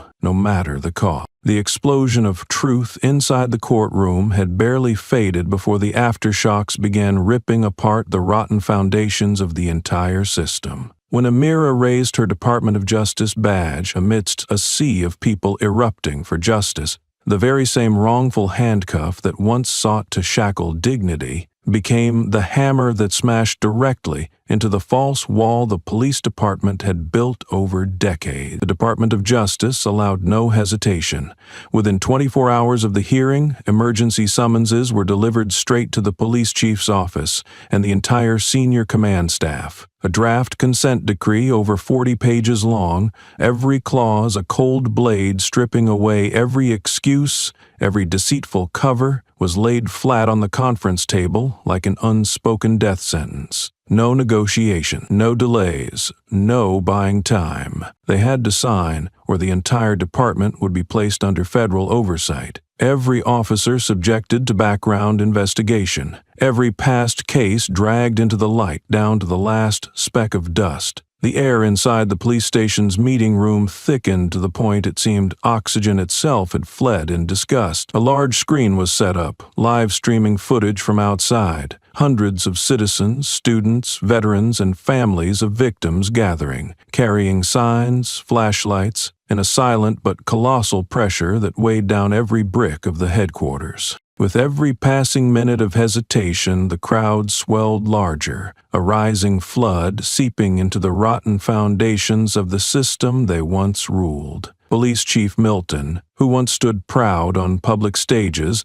boasting of community trust and law and order, now hunched in his chair, staring blankly at the words on the agreement. The Elmridge Police Department acknowledges the existence of systemic civil rights violations and commits to comprehensive reforms under Department of Justice supervision. Outside the meeting room, students had plastered copies of old complaints, once buried and ignored, over the walls. Each page a trembling witness to wrongful arrests, threats, and nameless abuses. Each inked word was a gravestone etched directly onto the department's decayed reputation, built atop the blood and tears of those they once despised. From the distant halls, the chants of the crowd thudded in rhythmic waves, not in words but in the raw, pounding heartbeat of righteous fury. Wooden boards were raised high, branded with phrases like, "We do not forget, we do not forgive, we reclaim justice." Milton stammered, desperately trying to form one final plea. Could we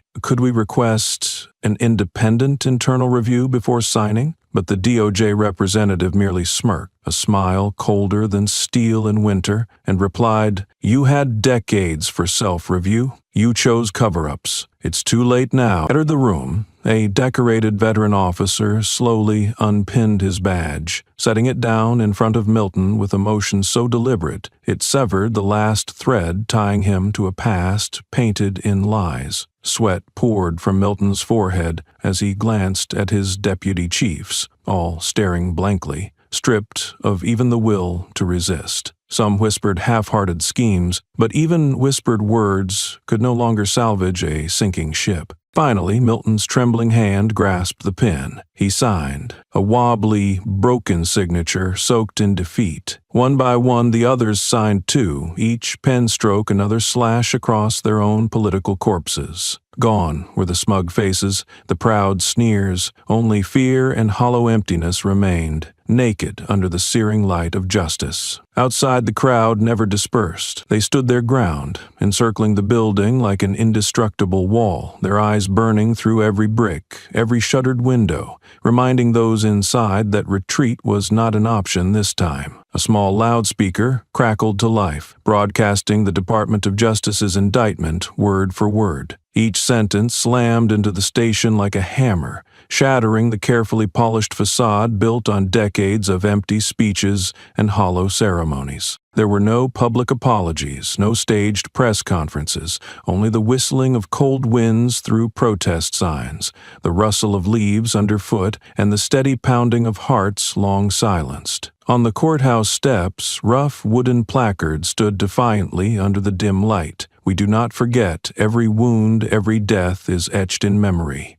No room for lies. Small children, hand in hand with their parents, stood tall, tiny witnesses to a moment that would not be erased. Amira stood far off, arms crossed, unsmiling, no triumphant banner raised. Her eyes, cold, deep, unyielding, watched the signatures fall onto the agreement inside the meeting room, bearing silent witness to the historic trial where the system itself, this time, bowed to the people it once crushed. A group of university students pressed closer to the barricades, lifting massive portraits of Amira, standing still under a torn sky, a wordless emblem of an unrelenting, silent revolution. Blake sat slumped in a separate isolation room, his face twisted in raw defeat. He had once believed that a single handcuff, a fabricated incident report, and a glance of contempt would be enough to bury another human into the ranks of nameless victims. But he was wrong. And his mistake, the system's mistake, had become the launching pad for an irreversible collapse. No one at the department slept peacefully that night. Doors slammed shut. Footsteps pounded in frantic retreat from the ghosts of the past. Phones rang off the hook, each call heralding another chain break. Resignation demands, badge forfeitures, federal expansion notices, even the very walls, once witnesses to countless secret meetings and whispered betrayals, now echoed every knock, every shredded document, every bitter curse spat by men who once thought themselves untouchable. Down the darkened hallways, nameplates once affixed proudly above office doors were ripped down by the security staff, tossed into black plastic bins like corpses of rotting reputations. In the front parking lot, suspended officers packed their belongings into cardboard boxes under the icy stares of town residents gathered on the sidewalks, filming, photographing, live streaming. A public indictment needing no prosecutor. One former lieutenant tried to flee quickly to his car, but was blocked by a young woman. She didn't touch him, only raised a black and white photograph of her father, wrongfully imprisoned 10 years ago. His eyes met the photo, and he crumbled like a wet rag, drained of all the lies he once told himself. From one misplaced handcuff, from a single look of disdain, from a careless threat believed to be harmless, an entire wall of deceit collapsed. And this time, no one would be able to salvage the rubble. Local diners, once eager to serve officers, now posted signs, "We serve justice, not fear." Morning news shows no longer praised law and order milestones, but instead exposed the festering record of misconduct, cover-ups, and atrocities buried under glossy reports. The system had destroyed itself, with arrogance, with greed, with the foolish belief that injustice could survive forever in the shadows. When the final reform agreement was signed, when the black ink of admission sealed their defeat, when the once arrogant faces turned as pale as shrouds waiting to be lowered over corpses, Amira stepped out of the building. She said nothing. She didn't need to. Her existence, her silence, was the loudest roar in a system that had just snapped its own spine. The Elmridge Police Department stood before her like a ghost of its own making, the brick walls stained with the rot of time, the shuttered windows drooping like lifeless eyes. The city flag drooped at the gate, a rag that once flapped proudly in the winds of power, now hanging limp, beaten down by the tidal wave of distrust that had drowned it. Amira stopped, arms loose at her sides, shoulders straight, chin raised. Her eyes slid quietly over each brick, each peeling patch of paint, each scar on the carcass of an empire that once deluded itself into believing it was untouchable. No speeches, no waves, no proud expressions, only her shadow. Long, thin, solid black, stretched across the cracked cement at the station's front gate, leaving behind a silent but eternal mark. The imprint of a woman who had brought down a wall of false power all by herself. Inside the station, the lights were still on, but they no longer carried life, only a twisted, sterile glare like dried bloodstains on white cloth. Some young officers, those not yet fully stained by the callousness of their elders, watched from behind windows, their faces caught between shame and an unnamed reverence. Blake, slumped in a sealed internal room, stared blankly through a slit in the door, his eyes flooded not with hatred for Amira, but with a bottomless disgust for himself, for how he had shackled himself into the cycle of violence and lies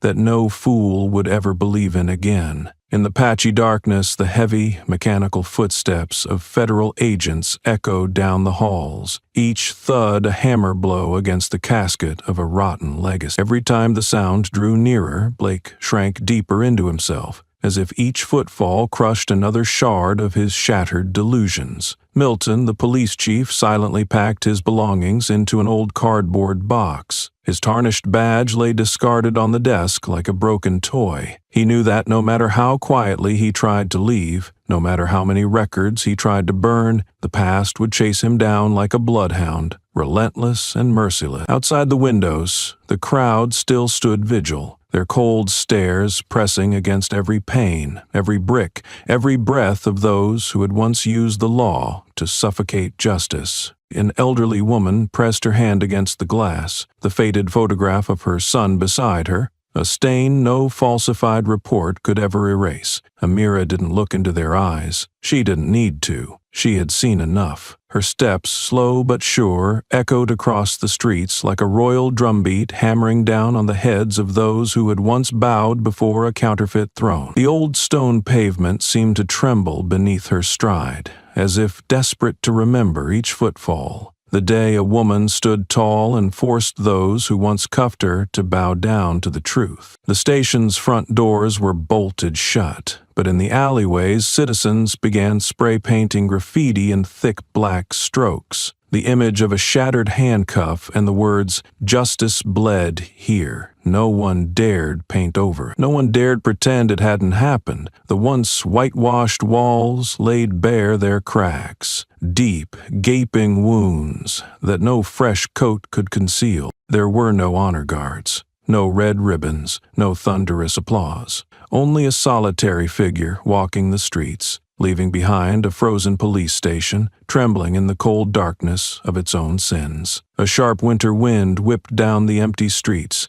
carrying dry leaves and dust, peeling the faded posters off the sidewalk. The sign in front of the station, once proudly proclaiming Elmridge Police Department, was flaking apart, letter by letter, as if confessing its guilt with each falling chip. Amira never looked back. She simply walked forward, her shadow slicing across the street, imprinting itself on every window, every wall, every shuttered eye. The shadow of a woman who did not need to scream to be heard, did not need a gun to command respect, did not need to trample others to weather the storm. That shadow, silent, unyielding, eternal, would remain long after any statue, long after any headline, long after fleeting songs of praise faded away. Because sometimes history isn't written in roaring battles or bloody uprisings. Sometimes history only needs one person, standing tall, walking through and leaving behind a world that has no choice but to change, whether it wants to or not. Amira's shadow still stretched across the street as other doors, other hearts began to open. No rallying cries, no fiery speeches. The uprising had already begun, silent but unstoppable, like a breached underground river, like a spring bursting through bedrock long thought impenetrable. At every street corner, flyers for civil rights watchdog meetings appeared, plastered on lampposts, bus stops, and the very walls that once bore silent witness to injustice. Names that had once been invisible victims, crushed under fabricated reports and falsified records,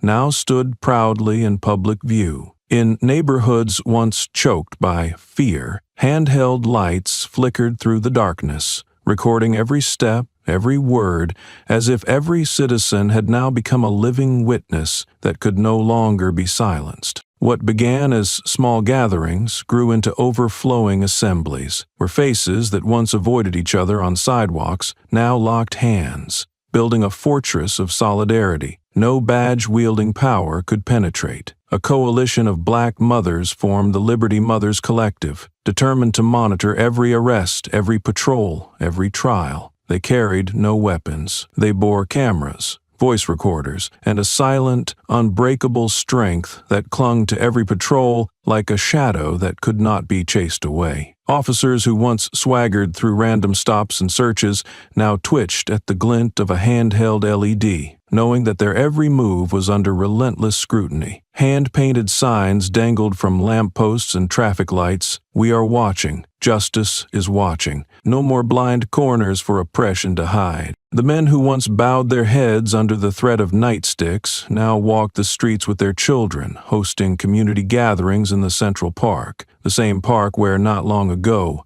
gatherings of more than 5 could trigger harassment and dispersal, where polished boots once stomped to silence voices. Now rap battles, poetry readings, and speeches rang out under the starlit sky. When a few disgraced officers wandered close, the crowd simply lifted their phones, recording, without a word, the quietest, most brutal reminder that power had shifted. Workshops teaching civil rights law sprang up on sidewalks, inside churches, and in abandoned schoolyards. Places that once swallowed their own shame now transformed into sanctuaries of knowledge and self-defense. People learned how to record, how to request warrants, how to file lawsuits, how to stack each personal pain into the bricks of a collective shield. New slogans appeared: "Know the law, save a life." One camera, one survival. Every evidence, another nail in injustice's coffin. No one believed hollow promises anymore.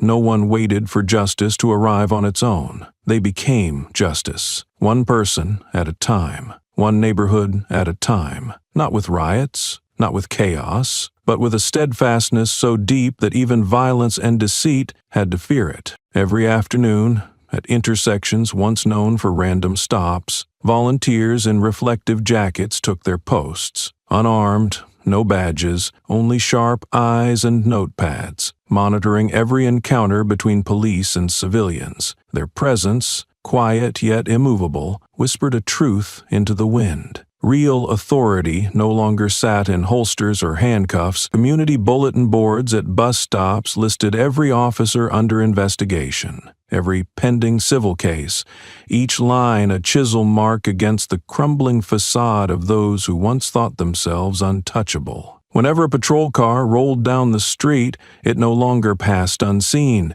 It passed under a forest of raised phones. From his dingy apartment, hiding from the crowds he once controlled, Blake watched these scenes unfold on his cracked screen. The very faces he used to sneer at from behind his badge now lit up the town with a fire he could not smother. In one video, a 12-year-old black boy stood in the middle of the street, holding a sign that read, "I know my rights." His stance so firm, it seemed the phone camera itself shook under the force of it. Blake shut the device off, but the chants for justice, the clapping, the calls for Amira's name, thundered on inside his skull like a sentence with no appeal. Henderson, ousted from the force and shunned by his old comrades like a diseased mutt, wandered the empty sidewalks, his knees buckling when he saw black children practicing their rights beneath flickering street lamps. At a corner he once terrorized with citations and shouts, a new cafe had sprung up, a community hub hosting weekly workshops titled,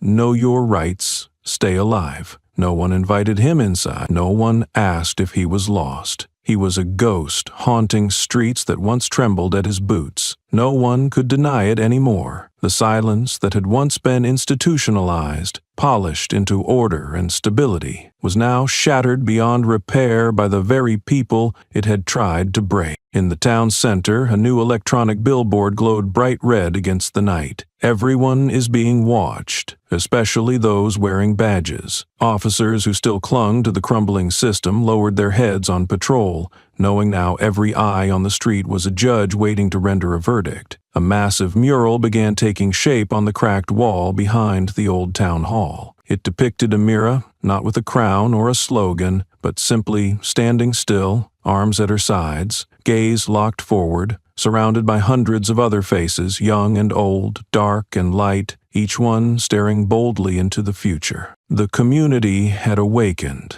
and once awake, it would not be lulled back to sleep by slogans or cheap apologies. From small apartment meetings to open-air gatherings under flickering streetlights, from murmured conversations in coffee shops to viral news clips, the once silent voices rose, not with shrieks, not with rage, but with an unbreakable, quiet insistence that no violence could drown out. Each time a video surfaced showing a shady traffic stop, each time a news story unearthed another buried wrongdoing, another crack spread across the rotting mask worn by false justice. Across the gray stone walls of the town, graffiti slogans appeared, crude but undeniable. "We see you, no one above the law. Justice wears no uniform." Amira never appeared at the meetings. She didn't need to. She knew the real battle wasn't fought in speeches or headlines, and it was fought in daily decisions. The choice to stand, the refusal to be silent, the decision to reach for another's hand instead of lowering one's head. Sometimes it was enough for two strangers to meet eyes on the sidewalk, to share a silent nod at a bus stop, to remember that the unseen ties between them were growing stronger every day,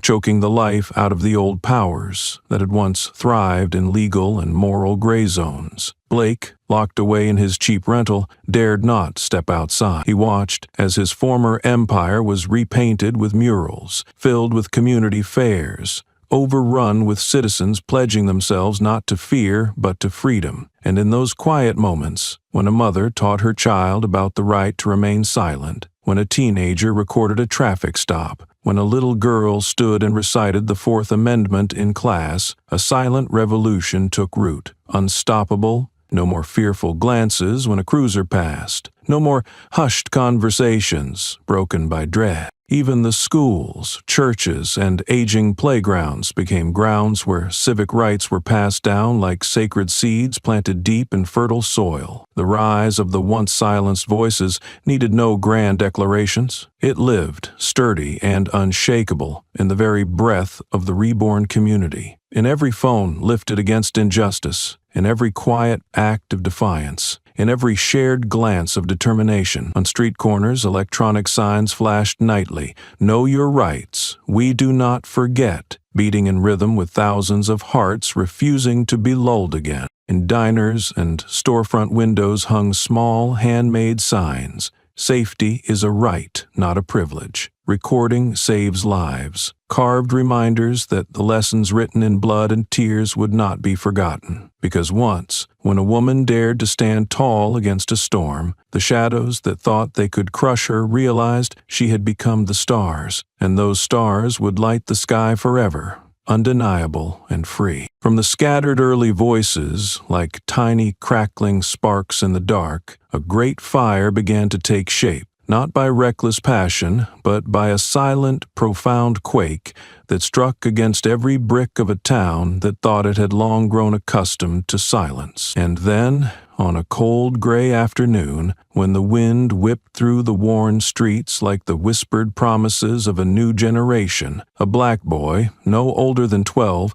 climbed onto a battered wooden crate at the center square, facing the faded town hall and the shuttered, trembling police station under the freezing twilight, and raised a voice that had never truly been heard before. There was no microphone, no television cameras, no flowery speeches prepared in advance. Only the boy, his school uniform faded from too many washes, his sneakers worn thin at the heels, and his eyes, deep, black, steady like mountain stone, staring straight into the crowd gathering before him, at the adults gripping each other's hands, at the other children clutching their parents' coat hems, at the photographers snapping furtively from a distance, and even at those once powerful figures now cowering behind cold glass windows. The boy's voice did not tremble. not because he had never known fear, but because he had understood through every silent wound his family, his neighborhood, his community had borne over the years, that if he did not speak now, there might never be another chance. "My name is Elijah Green," the boy began, each word clear and firm, hammering into the concrete like stakes into new ground. "I stand here not because I am stronger than anyone. I stand here because I am tired of walking through the streets I was born in like I am a beggar in my own home." A cold gust swept through the square, carrying his words farther, higher, as if the very air had stilled itself just to listen. Under the sickly yellow streetlights, the faces around Elijah, faces once bowed by fear, seemed reshaped by an invisible force. A grizzled old man nearby, who had spent decades lowering his eyes before power, gripped the tiny hand of his shivering grandson, not from fear, but from pride. In the cafe across the square, patrons who had once slunk away from police now stood pressed against the windows, phones raised, capturing each moment, as if terrified of missing something sacred beginning to unfold. On the highest rooftop, the city's tarnished flag, once stained by lies and false reports, was lowered, replaced by a rough strip of white cloth hastily painted with the words, "We bow no more." "I stand here," Elijah continued, unwavering, "because I know that freedom is not something handed down by anyone's kindness. It is something we must claim, seize, and hold on to, even when our hands bleed." The crowd, initially hesitant, wary, now tightened its ranks, their eyes igniting with a belief that had been absent from this town for decades. No one thought of Blake anymore, cowering in his dingy hideout, staring helplessly at a screen as the town he once crushed rose up, one person, one generation at a time, no longer afraid. No one spoke of Henderson slinking through the alleys, swallowed by a community that had learned to remember the faces of abusers instead of fearing them. Each word Elijah spoke drove like a drill into the hardened earth, shattering the thick layers of deceit, fear, and resignation. A child lifted her small hand. A grandmother, tears streaming, shakily raised a decades-old citation she had hidden at the bottom of her drawer. Among the crowd, a group of teenagers erupted into a raw, unchoreographed chant that shook the drab buildings to their foundations. "We do not forget. We do not forgive. We will not back down." In that moment, the glow of hundreds of phones lit up, not for selfies, not for spectacle, but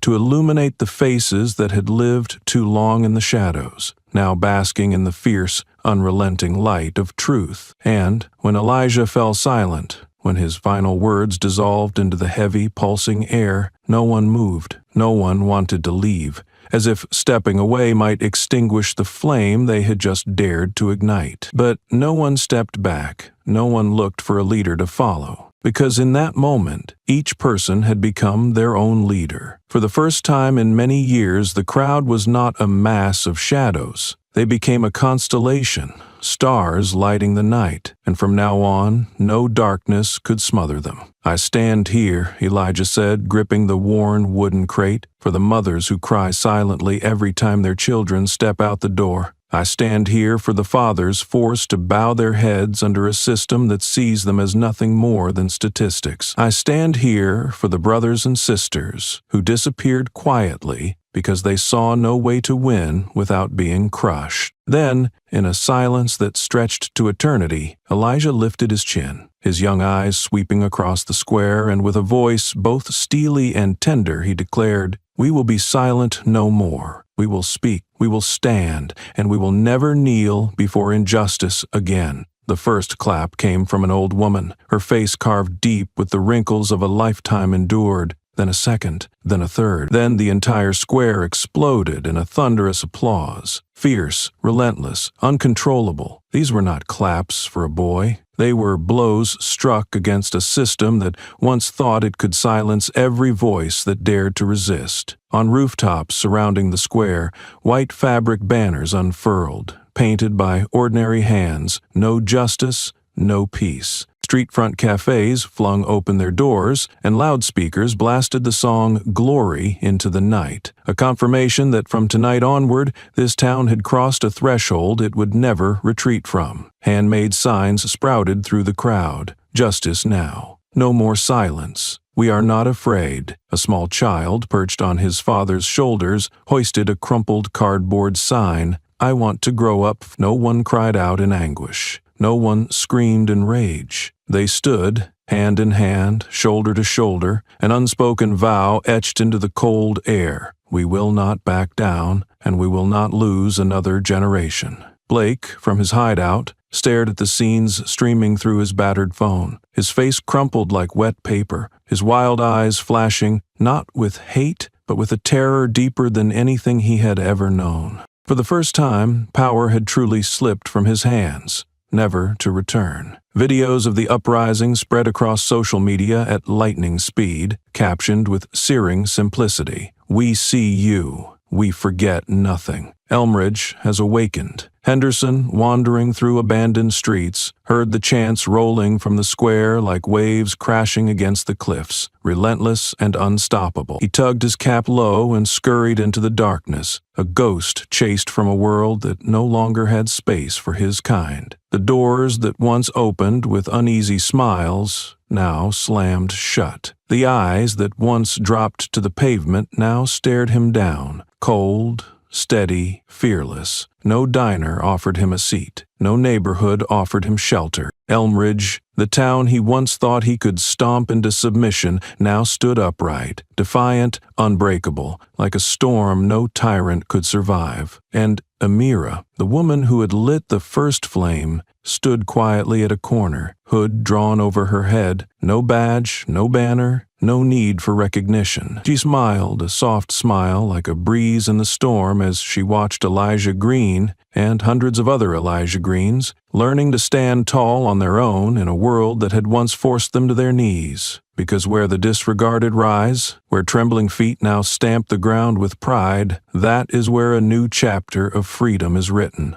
in blood, in tears, and in voices that will never be silenced again. The echoes of Elijah Green's voice still lingered warm in the air as other flames, other voices, and other resolves began to ignite across the town like a galaxy awakening after a suffocating night. But Amira knew, if everything ended with mere applause, with slogans slapped on wooden boards, the fire would eventually be forgotten by the winds. So she did not wait. She did not seek glory. She did not step onto any golden pedestal. She acted quietly, steadily, like a farmer sowing seeds into soil once parched by despair. Just 3 days later, in a rundown community hall long abandoned, a place where children once played among peeling walls, Amira started hosting free civil rights training sessions. No banners, no media coverage, no news articles, only flyers printed by hand, passed discreetly through shops, cafes, churches. If you want to know your rights, if you want to learn how to stand up, come, and they came. First, the single mothers with worried eyes, the fathers tired of bowing their heads during random stops, the young black men leaning against walls, half skeptical, half drawn to the unbreakable flame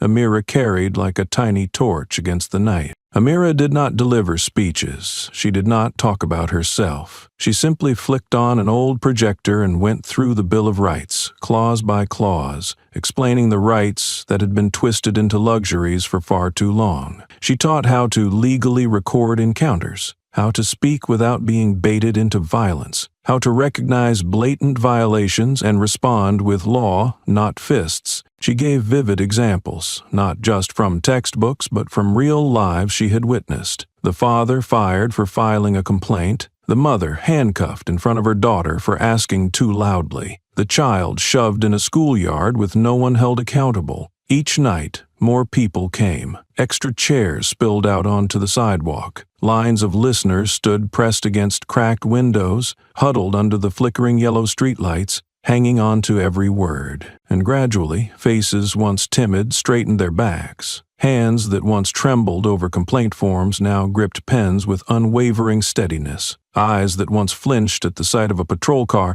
now stared back, not with hatred, but with the steel confidence that said, "I know who I am. I know my rights." Blake, hunkered down in his dingy apartment, drowning in news from every direction, could not resist watching the live streams of these sessions. Every lesson Amira taught, every child who stood up and declared, "We will not be silent," hammered another crack into the shell of self-delusion he clung to, a shell so fractured now that even a breeze might shatter it completely. Henderson, wandering past the square where community classes were now being held, saw black, brown, and white children sitting in circles beneath fluttering flags, chanting the Fourth and Fifth Amendments, as if performing sacred rites for a new generation that would never again know submission. He tugged his cap low to hide his face, but shame clung to him so deeply that not even the shadows could shield it. Amira remained silent. She gave no interviews, accepted no TV invitations, refused every offer of accolades, because to her victory was not a single triumphant event to celebrate. It was a grueling, relentless journey that had to be renewed every day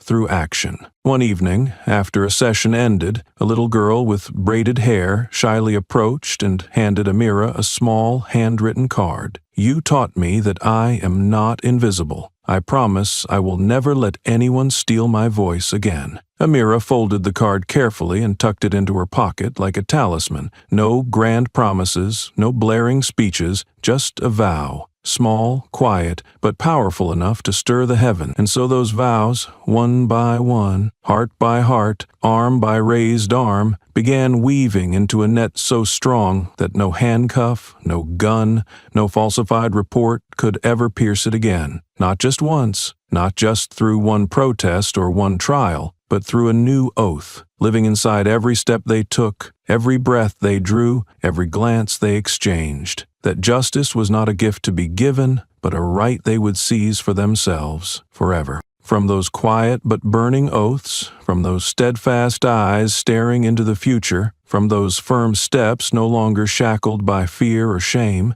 something miraculous began to take shape, not through orders, not through money, not through blaring media, but through a determination smoldering into every alley, every street corner, every heart once buried beneath the weight of oppression. One morning, as the sun crested the faded rooftops, the people of Elm Ridge awoke to find something no one had expected. On the crumbling brick wall behind City Hall, once a symbol of arrogant rule and unjust verdicts, now stood a colossal mural. It was not flashy, not gaudy, but sharp, powerful, and profound enough to tighten the chest of anyone who looked upon it. Amira Washington, not wearing robes, not wielding a sword, not standing on a pedestal of triumph, was simply herself, standing tall, hands loose at her sides, chin lifted, her gaze calm yet cutting through the space, an unmoving milestone amid the raging storm of history. Above the mural, painted in stark white letters, both graceful and unyielding, were the words,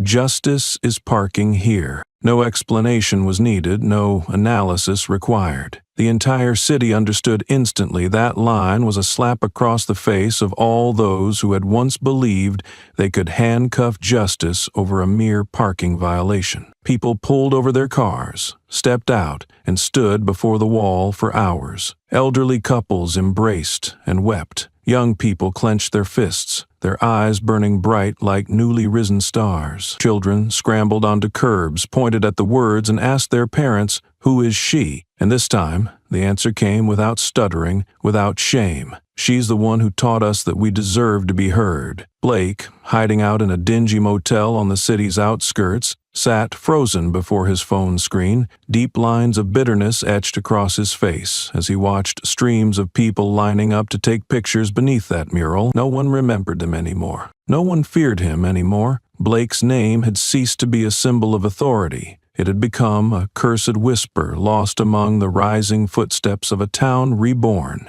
Henderson, passing through the square, caught sight of the mural and the gathering crowd. He ducked his head and hurried past, as if hoping his own shadow would not dare stain the wall that now blazed so defiantly. But it was useless, for shame, once planted by cowardice, takes root deeper than any punishment ever could. Amira Washington's name began appearing in places no one would have predicted. On t-shirts, on keychains, on posters pinned inside classrooms, even tattooed onto the wrists of teenagers. Not as a deity to worship, but as a permanent reminder that even the smallest individual can pierce the darkness if they have the courage to stand tall. She had never asked for this. She had never sought it. But precisely because she never demanded it, never flaunted it, never sought the spotlight, the name Amira Washington grew even larger, even more sacred. At school opening ceremonies, teachers recited passages about civil rights,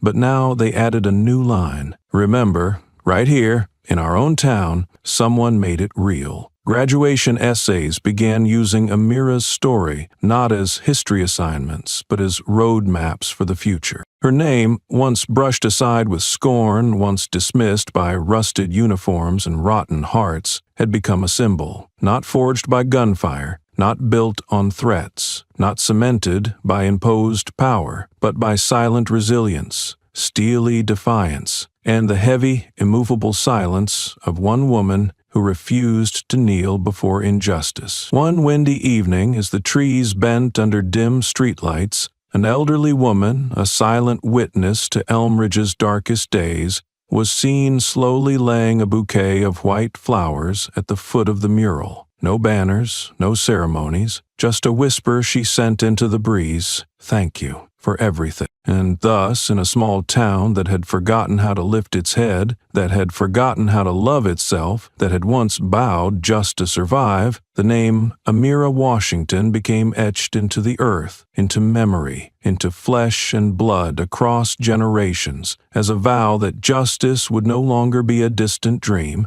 but would settle permanently on the very ground from which it had once been stolen. By the time Amira Washington's name had become a whispered symbol across the walls, scribbled onto school boards, and tattooed onto the wrists of children who had never known fear, she quietly stepped away from the lights, slowly igniting in her name. Not because she rejected recognition, but because Amira had never entered this fight to be remembered. She wanted, from the very beginning, something far simpler and far more bitter. The right to stand upright in this world without asking permission. That afternoon, as the golden hue of sunset poured across streets still bearing scars of injustice, Amira walked slowly along the cobbled path leading to the town square. No entourage, no cameras thrust in her face, no trembling microphone, just her and her shadow. Long, slender, unyielding, stretched across the pavement like an undeniable witness. The townspeople stood silently along the sidewalks, watching her every step. They did not cheer,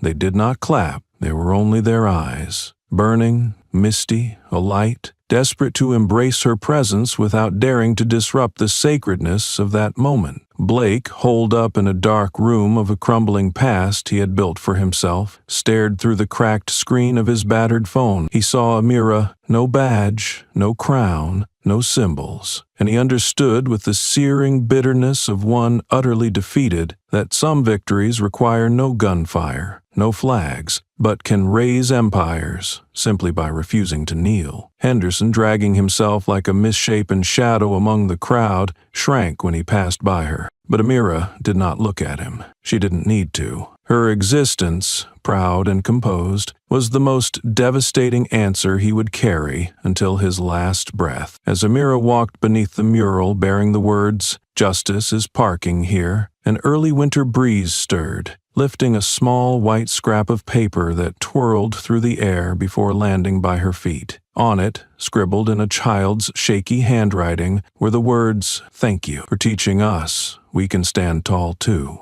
Amira bent down, gently folded the paper and slipped it into her pocket. That simple gesture, more powerful than any medal, caused the entire space to hold its breath. No one moved. No one dared speak, because in that moment words were too small to contain the enormity of what her quiet presence meant. She continued walking, blending into the crowd, disappearing into the heartbeat of a city, learning to live again, not under the shadow of handcuffs, not under veiled threats, but under the blinding light of awakening. No one tried to stop her. No one begged her to stay, but in every glance that followed her, in every trembling breath held in reverence, there was an unspoken vow that she had been here, that she had stood tall, that she had taught them how to stand tall, and that was enough. No statues were built for Amira Washington. No streets were renamed in her honor. No holidays were declared to commemorate her. But at every street corner, every alleyway, every worn stone step, wherever once bowed heads now lifted proudly, wherever once trembling children now laughed freely, wherever once crushed hearts now beat like war drums, Amira Washington lived on, without the need for any title. And that, in itself, was the greatest victory. As her figure faded down the street,